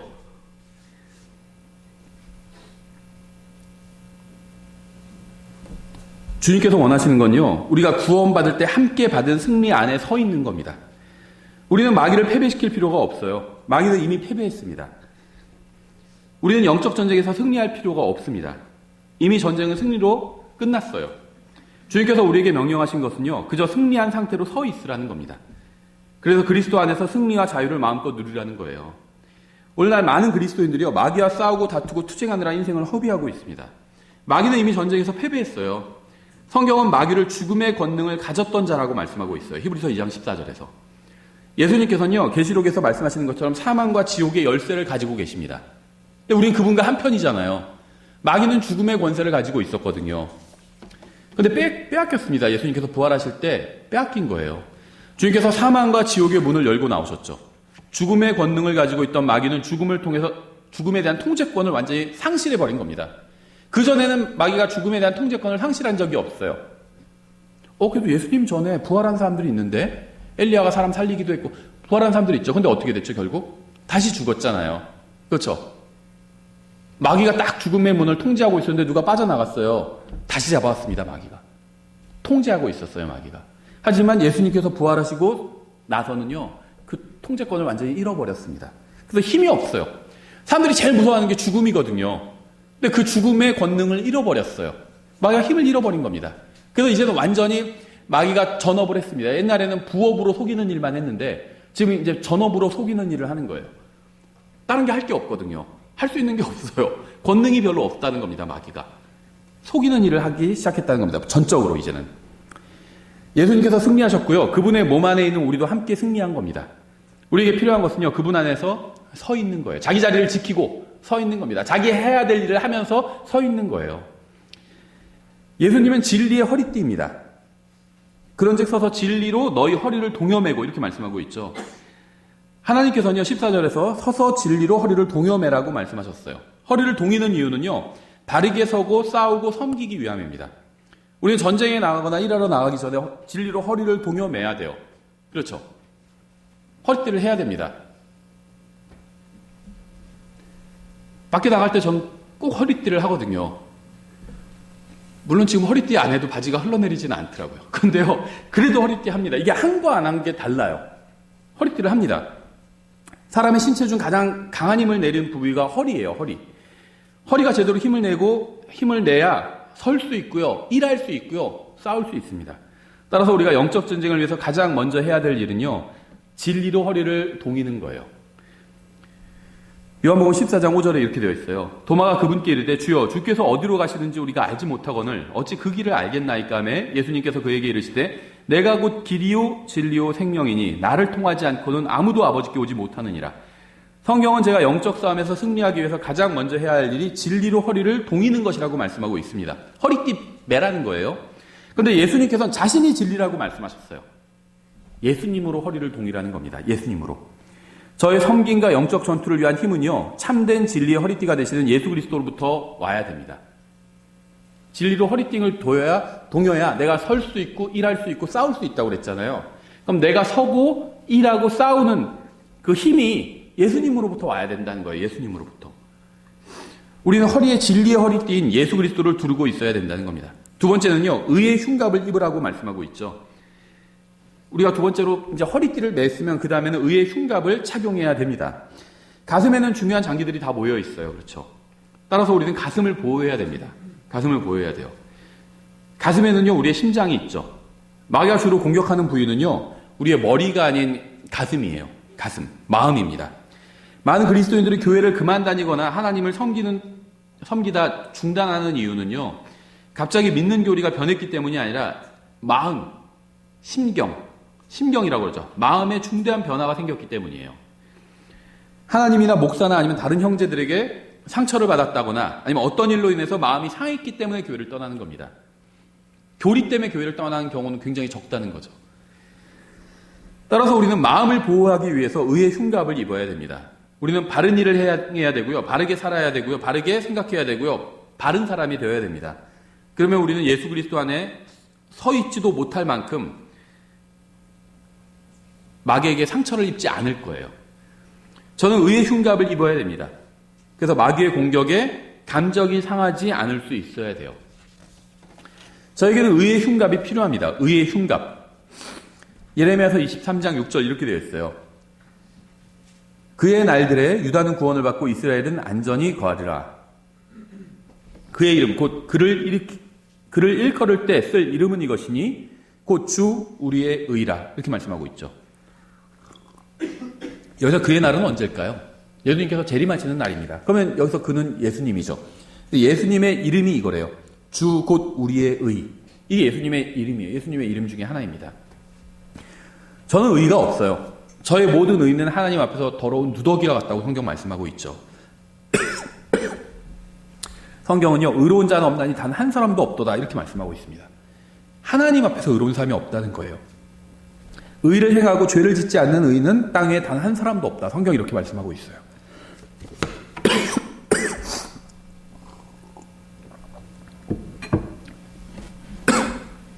저에게는요, 영적 전쟁을 대비해서 저의 가슴을 가려줄 흉갑이 하나도 없습니다.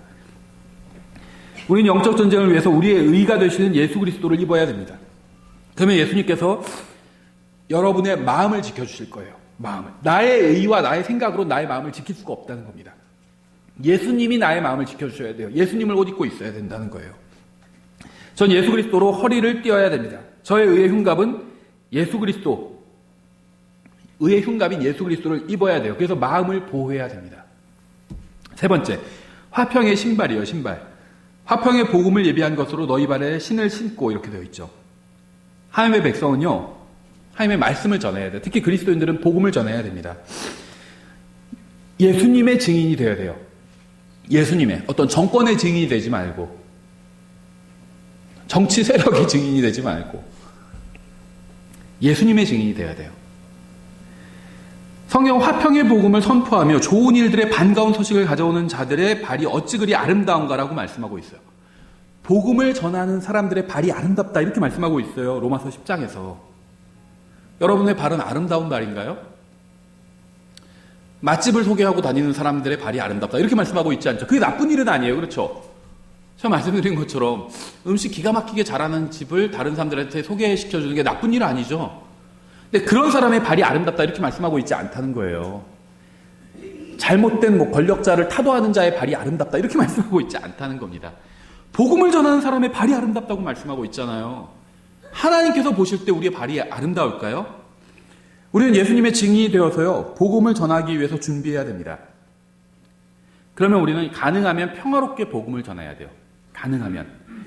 아마 구원받은 대부분의 사람들이 비슷한 경험이 있을 거예요. 구원받은 지 얼마 되지 않았을 때 전투적으로 과격하게 복음을 전해본 적이 있을 겁니다. 저도 그런 적이 있었어요. 준비가 되어 있지 않기 때문에 평화롭게 복음을 전하지 못하는 겁니다. 평화롭게 복음을 전하려면요, 훨씬 더 준비가 되어 있어야 돼요. 마음적으로도 그렇고요, 영적으로도 준비가 되어 있어야 됩니다. 그래야지 여유를 갖고 평화롭게 전할 수가 있어요, 복음을. 자기가 준비가 되어 있지 않으면은 조급하게 전할 수밖에 없다는 거예요. 그러면 이제 상대방과 싸울 수밖에 없어요. 상대방이 복음을 받아들이지 않는다고 해서 화를 내거나 싸우면요, 이건 화평의 복음을 전한 게 아닙니다. 우리의 싸움은 살과 피와 더불어 싸우는 것이 아니에요.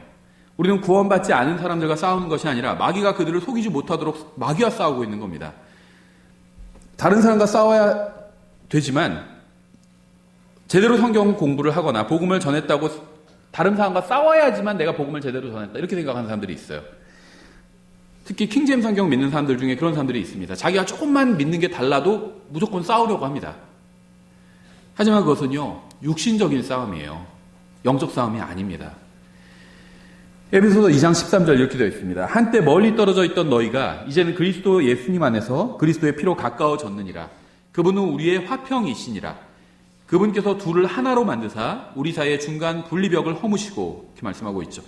예수님께서 우리의 화평이 되신다고 말씀하고 있습니다. 평안이 되신다는 거예요. 여러분의 마음에 평안이 넘칠 때 그것이 어디서 온 것인지 아세요? 예수님께로부터 온 거예요. 진정한 평안은요, 오직 예수 그리스도를 통해서만 옵니다. 따라서 우리는 세상 사람들에게 복음을 전하러 갈 때 단순히 복음에 대한 지식만 가져가지 말고요, 예수님으로 옷 입고 예수님으로 무장하고 예수님을 신고 나가야 됩니다. 예수님은 저의 진리시고 저의 의시고 저의 신발, 평안이 되시는 거예요. 네 번째, 믿음의 방패를 가지고 있어야 됩니다. 믿음의 방패, 16절이죠. 모든 것 위에 믿음의 방패를 취하여 그것으로 너희가 능히 그 사악한 자의 모든 불화살을 끄며. 우리가 마귀를 대적하고 주님을 위해서 세상과 맞설수록 유혹과 시험이 오게 됩니다. 그래서 막 유혹이 불타오르죠. 불화살 맞은 거예요. 유혹이 불타오르는 게 마귀의 불화살을 맞은 겁니다. 그래서 성경은요, 우리에게 믿음의 방패가 필요하다고 말씀하고 있어요. 이미 이 흉갑, 이것도 방어구죠. 방어구. 근데 방패와 차이가 뭘까요? 갑옷은요, 몸에 고정되어 있어요. 근데 방패는 움직여서 여기저기 가릴 수가 있는 거죠. 옛날에 뭐 방패로 막 찍고 이렇게 했는데, 방패는 공격 무기는 아니죠. 방어 무기예요. 여기저기 가릴 수 있죠. 움직이면서. 우리는 이 방패를 들고 마귀의 공격을 방어해야 됩니다. 아브라함은요, 믿음으로 살려고 할수록 많은 시험을 당했어요. 그런 시험을 당할 때마다 실패했습니다. 우리가 창세기 공부하면서 봤죠? 실패했어요. 그러다 어느 날 하나님께서 나타나셔서 그에게 자신의 방패가 되어주시겠다고 말씀하셨죠. 창세기 15장 1절에 나오잖아요. 지난 시간에 공부했죠. 이 일들 뒤에 주의 말씀이 환상 속에서 아브라함에게 임하여 이르시되, 아브라함아 두려워하지 말라. 나는 내 방패요 내가 받을 지극히 큰 보상이니라 하시니. 주님께서 아브라함의 방패가 되시고 나서 아브라함은 승리하는 삶을 살 수 있게 되었습니다. 아브라함이 모리아산에서 이삭을 헌물로 바치려는 시험을 이길 수 있었던 비결은요, 주님께서 그의 방패가 되어주셨기 때문이었어요. 주님께서 아브라함의 방패가 되시자 아브라함의 육신의 욕망이 다 사라졌고요, 단 한 번의 주저함 없이 사랑하는 아들을 주님께 바칠 수 있었던 겁니다. 아브라함의 방패는요, 그의 능력이나 재능이나 힘이나 지능이나 재산이 아니라 하나님이었어요. 하나님. 성경은 하나님의 전신갑주를 취하라고 말씀하고 있죠. 저의 전신갑주는 예수 그리스도입니다. 그분은 저를 보호해 주시는 분이시고 저의 방패시고 저에게 힘을 주시는 분이에요. 그분으로 인해서 저는 모든 시험을 이길 수 있고요, 마귀의 불붙은 화살을 견뎌낼 수도 있습니다. 저의 전신갑주는 예수 그리스도고요, 그분이 바로 저에게 승리를 주시는 분이기 때문이에요. 다섯 번째, 구원의 투구가 나오죠. 구원의 투구, 17절에. 저에게는 구원의 투구도 필요합니다. 우리는 마귀의 공격으로부터 머리를 보호할 필요가 있어요. 머리. 여호와의 증인들은요, 대부분 기독교인 출신이에요. 대부분이. 예수님을 믿는다고 하는 사람들이 성경을 잘 모르기 때문에 여호와의 증인이 되고 신천지가 되는 겁니다. 신천지도 대부분 기독교인 출신이에요. 마귀가 그들의 성경 지식을 흔들어 버리니까요, 그대로 무너져 내리고 만 겁니다. 몰몬교도요, 절반 이상이 기독교인 출신이에요. 대부분의 이단들은요, 성경을 잘 모르는 기독교인들을 타겟으로 합니다. 따라서 우리는 구원의 투구를 써야 돼요. 이것만 써도 이단에 흔들리지 않아요. 흔들리지 않아요. 저도 기회가 있어서 그 신천지 믿는 아주머니와 얘기한 적이 있는데요. 제가 구원의 투구를 쓰고 있으니까 더 이상 그분이 들어올 데가 없는 거예요. 네. 막 자기네 신천지 자랑하거든요. 총회장님 뭐 한 번만 만나보면 너무 좋다고 그러고, 그분 뭐 집회하는데 와보라고 그러고, 뭐 목사님들 많이 오신다고 그러고 막 자랑을 하더라고요. 그래서 지금 죽어도 하늘나라에 가실 수 있냐고 그러니까 대답을 못해요. 왜냐면요, 신천지, 여호와의 증인, 몰몬교, 뭐 기독교, 뭐 침례교, 카톨릭, 뭐 많은 것 같지만 이 세상엔 단 두 개의 종교뿐이 없거든요. 던의 종교와 두의 종교예요. 던의 종교는 다 이루었다.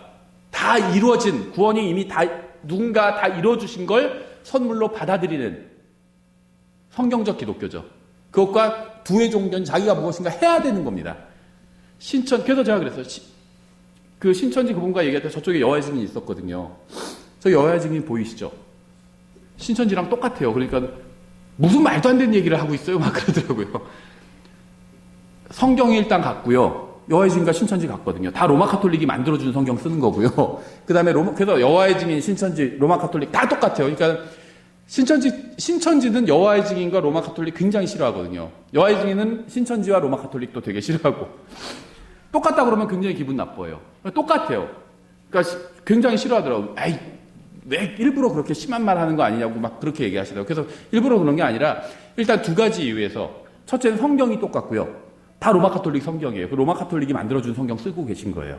두 번째는 구원 방법이 똑같아요. 행위로 구원받을 수 있다. 그래서 두의 종교고 행위 구원을 가르치는 종교입니다.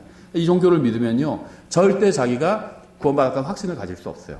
성경에 나온 사람들은 다 구원받았다는 확신 갖고 있거든요. 신천지는 구원의 확신을 가질 수 없어요. 그래서 전 신천지 안 믿을 거예요. 이렇게 얘기했거든요. 이제 그렇게 얘기하니까 혹시 목사님이세요? 그러더라고요. 네. 시편 27편 1절 이렇게 되어 있어요. 주는 나의 빛이요 나의 구원이시니 내가 누구를 두려워하리요. 주는 내 생명의 힘이시니 내가 누구를 무서워하리요. 구원의 투구는 바로 주님이신 예수 그리스도예요. 잘못된 이단 교리가 들어올 때마다 예수 그리스도를 생각해야 됩니다. 그분이 누구시고 우리를 위해서 무엇을 해주셨는지 생각해야 돼요. 자꾸 다른 걸 해야 구원받는다 이렇게 가르치잖아요. 예수님이 나를 위해서 무엇을 해주셨는지 생각하면요. 다른 데 흔들리지 않는다는 겁니다. 그분이 십자가에서 내 죄값을 다 갚아주셨어요. 근데 뭐가 더 필요합니까? 뭐가 더? 누가 세상을 심판하실 것인지 생각해야 돼요. 누가 세상의 구원자가 되시고요. 나의 구원자가 되시는지 생각해야 됩니다. 저를 구원한 분은 저의 지식이나 행위가 아니라 예수님이에요. 우리는 예수 그리스도의 피가 나를 구원했다는 사실을 날마다 상기해야 됩니다. 그러면 우리는 마귀의 시험이나 이단들의 허무맹랑한 교리에 흔들리지 않게 됩니다. 마귀의 공격은요, 항상 예수님이 아닌 우리 자신이나 세상으로 시선을 돌리는 겁니다. 예수님이 아닌 다른 것으로 시선을 돌리게 해요. 이게 이제 마귀의 주된 공격 방법이에요. 우리 자신이나 세상이나 아니면 자기들이 믿는 어떤 교주나 다른 데로 시선을 돌리게 한다는 거죠. 우리가 마귀의 공격을 물리칠 수 있는 방법은요, 우리 자신이나 업적이나 세상이나 다른 사람이 아니라 예수님과 그분이 이루신 일을 바라보는 겁니다. 주님께 영광을 돌리면 마귀의 모든 시험은 힘을 잃어버리게 됩니다. 그래서 예수님이 구원의 투구예요. 여섯 번째, 성령의 검이 나오죠. 17절에 성령의 검, 곧 하나님의 말씀을 취하라 이렇게 얘기하고 있죠. 검과 하나님의 말씀은 모두 단수로 되어 있습니다. 성령의 검은 여러 종류가 있지 않아요. 방언이 성령의 검이 아닙니다. 성령의 검은요, 단 하나예요. 요한복음 1장 1절 이렇게 되어 있죠. 처음에 말씀이 계셨고 말씀이 하나님과 함께 계셨으며 말씀이 하나님이셨더라. 14절에 말씀이 육신이 되어 우리 가운데 거하심에 우리가 그분의 영광을 보니 아버지의 독생하신 분의 영광이요 은혜와 진리가 충만하더라. 요한복음 1장에 의하면요, 저의 공격 무기인 성령의 검은 하나님의 말씀인 예수 그리스도입니다. 그분께서 주신 이 성경이에요. 그렇죠? 주님과 다른 사람들을 섬기기 위한 의의 허리띠는 예수님이에요. 저의 마음을 지켜주는 의의 흉갑은 예수님입니다. 제가 복음을 전할 때 신고 나가야 되는 화평의 신발은 예수님이에요. 예수님께서 그 사람들을 위해서 십자가에서 죽어주셨잖아요. 이걸 생각하면 다른 사람과 화평하게 지낼 수 있어요. 시험을 물리칠 저의 믿음의 방패는 예수님입니다. 유혹이 올 때 예수님께서 내 죄값을 갚으시려고 십자가에서 고난당하신 걸 한번 생각해 보세요. 유혹을 물리칠 수가 있어요. 저의 머리를 보호해줄 구원의 투구는 예수님이에요. 저의 공격력 무기인 성령의 검은 하나님의 말씀이신 예수님입니다. 예수님은 저의 모든 것이 되십니다. 우리가 굳게 서서 승리하고 마귀를 대적할 수 있는 유일한 근거는 바로 예수님이에요. 골리앗이 나와서 하나님의 이름을 모독할 때요, 이스라엘 백성들은 그의 거대한 외모를 보고 겁에 질렸죠. 그때 다윗이 나와서 골리앗을 물리치겠다고 했습니다. 다윗이 자원에서 나왔을 때 사울은 자신의 전신갑주를 내어주었어요. 다윗은 사울의 갑옷을 입어보고는 자기에게 맞지 않다고 해서, 사울은 키가 크고 다윗은 아직 소년이었고요. 젊은 청년이었죠. 아주 어린 청년이었어요. 사울은 다윗의 아버지 뻘이잖아요. 아버지 뻘보다 훨씬 더 나이가 많았어요. 사울은. 그리고 키가 아주 큰 사람이었습니다. 용모도 준수하고 키도 컸다고 그러죠, 성경에서. 그러니까 당연히 사울의 갑옷이 다윗에게 맞지 않았겠죠. 갑옷이 싸움에 도움이 되지 않고 오히려 방해만 된다고 했어요. 다윗은 왕의 갑옷을 거부하고요, 작은 돌을 골랐습니다. 성경은 다윗이 돌을 5개 골라 담았다고 말씀하고 있죠. 사무엘상 17절 38절 이렇게 되어 있어요. 사울이 자기 갑옷으로 다윗을 무장시키고 노투구를 그의 머리에 씌워주며 또 새 그물 옷으로 그를 무장시키매 다윗이 그의 칼을 그의 갑옷 위에 차고는 그것을 시험해 본 적이 없었으므로 시험 삼아 걸어보다가 사울에게 이르되 내가 이것들을 시험해 본 적이 없으므로 그것들을 입고 갈 수 없나이다 하고 그것들을 벗고는 손에 자기의 지팡이를 들고 시내에서 매끄러운 돌 5개를 골라 자기가 지닌 목자의 자루 곧 짐 보따리에 그것들을 넣고 손에 자기의 무린매를 가지고 그 블레셋 사람에게로 가까이 가니라. 돌멩이를 넣어서 던질 수 있는 그 무린매죠. 다윗은 5개의 돌을 가지고 골리앗과 싸우러 나갔습니다. 골리앗을 죽이기 위해서 몇 개의 돌을 사용했을까요? 1개만 사용했어요. 다윗은 확신이 있었습니다. 돌 하나면 골리앗을 죽일 수 있다. 확신이 있었는데 왜 5개를 갖고 갔냐면요, 골리앗의 형제들이 나와요, 나중에 보면. 그래서 그 골리앗의 형제들까지 다 죽이려고 했습니다. 그래서 5명을 죽이기 위해서 5개를 갖고 나간 거예요. 그런데 골리앗 하나가 쓰러지자 다 도망가 버렸죠. 나머지 4개를 쓸 일이 없었던 겁니다. 다윗이 골리앗과 싸우러 나갔을 때 눈에 보이는 투구와 흉곽과 방패는 가지고 있지 않았습니다. 45절 이렇게 되어 있어요. 이에 다윗이 그 블레셋 사람에게 이르되, 골리앗에게 한 말이죠. 너는 칼과 창과 방패를 가지고 내게 오거니와 나는 내가 도전한 이스라엘 군대의 하나님 곧 만군의 주의 이름으로 내게 가노라. 이날 주께서 너를 내 손에 넘겨주시리니 내가 너를 쳐서 내게서 내 머리를 취하고 또 이날 블레셋 사람들 군대의 사체를 공중의 날짐승들과 땅의 들짐승들에게 주어 이스라엘에 하나님이 계신 줄 온 땅이 알게 하겠고 또 주께서 칼이나 창으로 구원하지 아니하심을 이 모인 온 무리가 알게 하리라. 칼이나 창, 구약시대에도 칼이나 창으로 구원받는 게 아니라는 거예요. 하나님께서 구원해 주시는 겁니다. 지금 이 신약시대는 더할 게 없죠. 데모에서 뭐가 바뀌는 게 아니에요. 하나님께서 바꿔주시면 바뀌는 겁니다. 기도로 바꿀 수 있어요. 기도로. 정말 우리나라 사랑하면요, 기도해야 돼요. 기도해야 돼요. 기도가 바꿀 수 있어요. 기도만 해서 되냐? 기도만 해도 됩니다. 기도해서요, 영국도 바뀌었어요. 그렇죠. 영국이 원래 어떤 나라였는지 아세요? 지금 킹제임스 성경을 찍어내고요, 전 세계에 정말 많은 진리를 전파한 나라였죠. 물론 뭐 나쁜 짓도 했겠지만 좋은 일도 굉장히 많이 했어요. 그 전에는요, 성경을 번역해내면요, 번역했다는 이유로 사람을 화형시키는 나라였어요.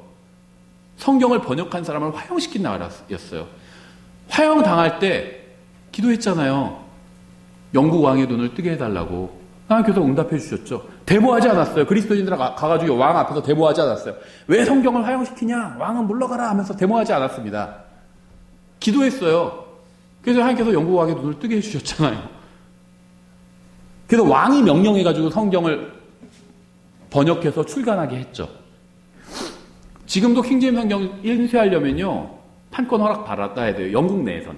영국 외에서는 판권 허락 안 받아도 되고 영국 내에선 받아야 됩니다. 영국 법이 보호하기 때문에. 그런데 우리는 영국 법에 그 제한을 받지 않잖아요.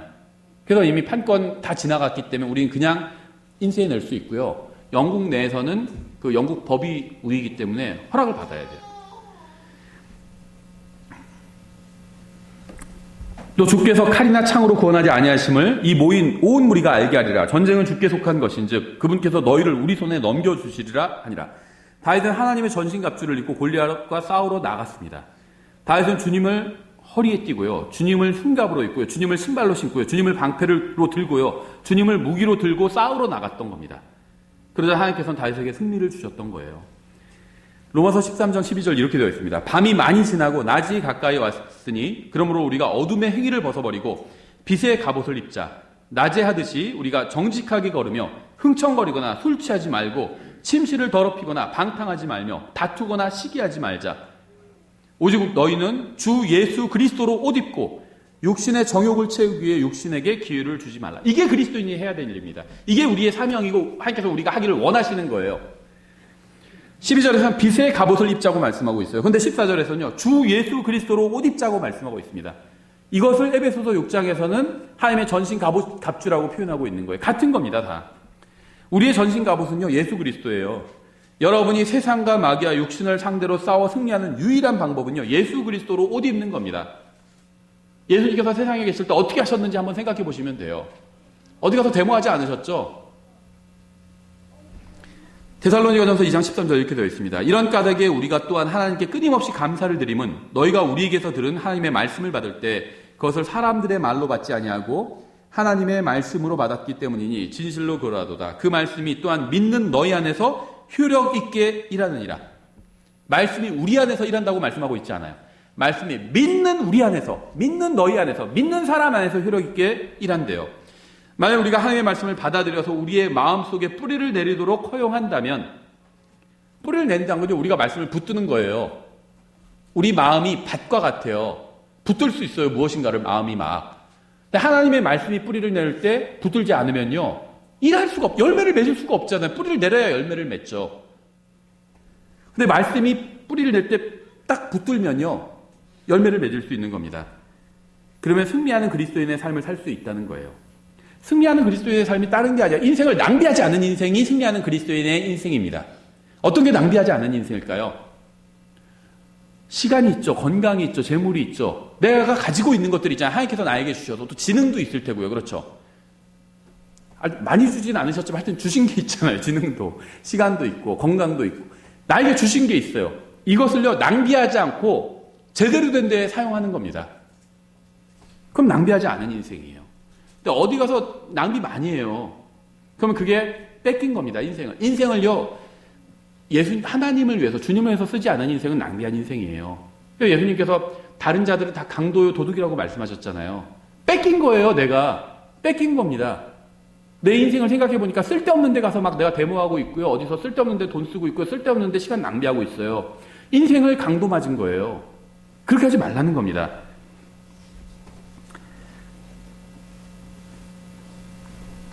성경은요, 하나님의 말씀이 우리 안에서 효력 있게 일할 수 있다고 말씀하고 있어요.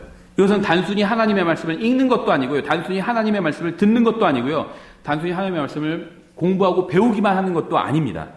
하나님의 말씀을 믿고 그 말씀대로 살아야 말씀이 우리 안에서 효력 있게 일할 수 있는 겁니다. 그러니까 말씀을 믿는다. 이걸 자꾸 어떤 공허한 얘기로 생각하시는 분들이 있어요. 제가 여러 번 말씀드렸죠. 지적 동의를 믿음과 혼동하는 사람들이 굉장히 많아요. 특히 저는 킹제임스 성경 진영에서도 너무 많이 봤어요. 지적 동의를 믿음과 혼동하고 있어요. 믿음은요, 자기가 그 말씀대로 사는 게 믿음이에요. 내가 동의하지만 말씀대로 살진 않는다. 그럼 그건 믿음이 아닙니다. 그냥 동의만 하는 거예요. 근데 지적 동의가 나쁜 건 아니에요. 머리로 동의한다는 거거든요. 그게 나쁜 건 아니죠. 근데 지적 동의를만 가지고는 말씀이 효력 있게 일할 수는 없다는 겁니다. 나쁜 건 아니에요, 지적 동의가. 근데 그것만으로는 부족하다는 거예요. 그것만으로는 아무 일도 일어나지 않아요. 이거나 똑같아요. 어떤 사람이 저에게 로또 번호 알려준다고 그래요.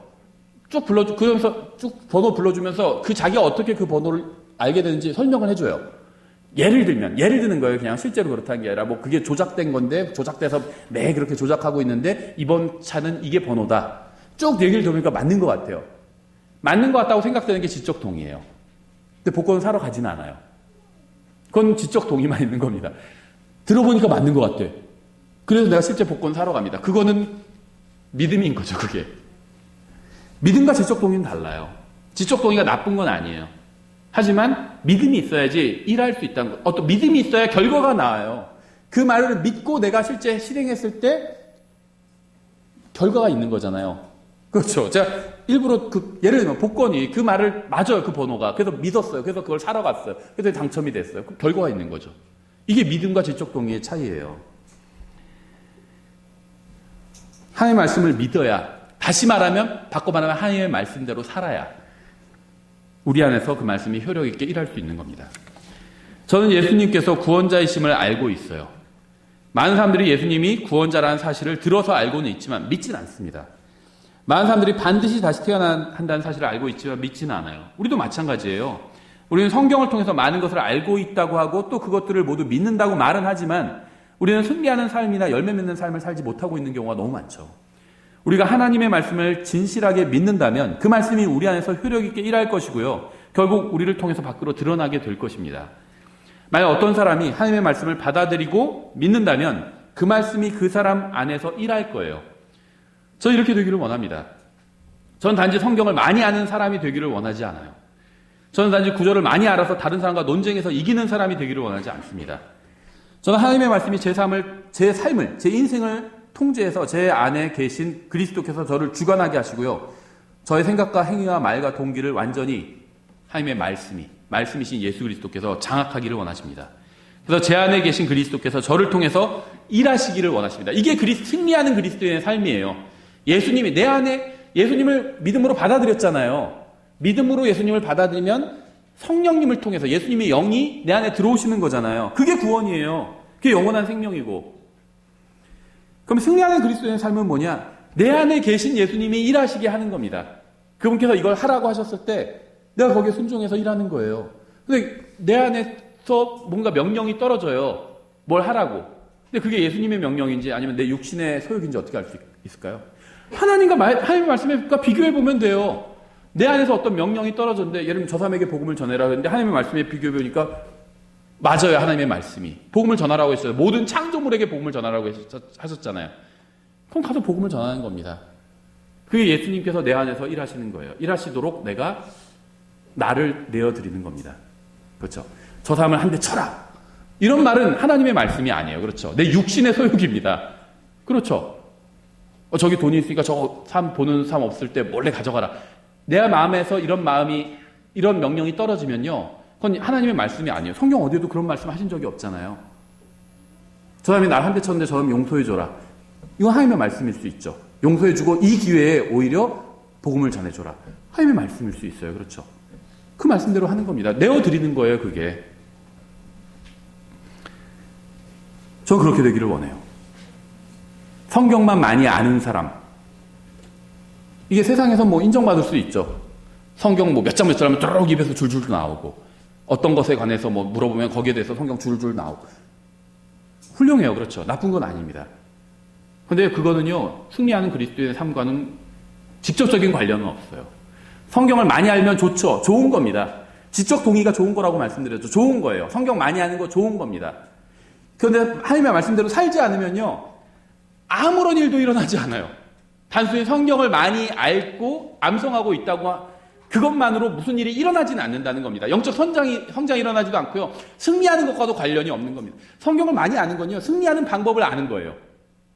어떻게 싸우면 이번 전투에서 이길 거다. 이걸 아는 것과 실제 그렇게 싸우는 건 다른 일이잖아요. 알면은 행해야죠. 그렇죠. 명령을 내리고 무슨 출동하라고 그러고 작전 명령을 하달에 줘야죠. 그래야지 움직일 수 있죠, 부대가.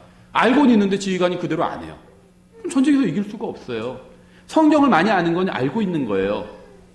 그대로 살아야 그게 이제 작전을 수행하는 겁니다. 그렇죠. 우리는 단지 성경에 나온 말씀을 지식으로만 아는 것이 아니라 그 말씀을 믿어야 됩니다. 그러면 그 말씀이 우리의 삶 가운데서 놀랍게 일할 겁니다. 기도하겠습니다. 하나님 아버지, 예수님을 저희에게 주셔서 감사드립니다. 주님의 말씀을 저희 마음속에 간직하고 그 말씀대로 살 수 있도록 도와주시기 원합니다. 예수님의 능력 있는 이름으로 기도드렸습니다. 아멘.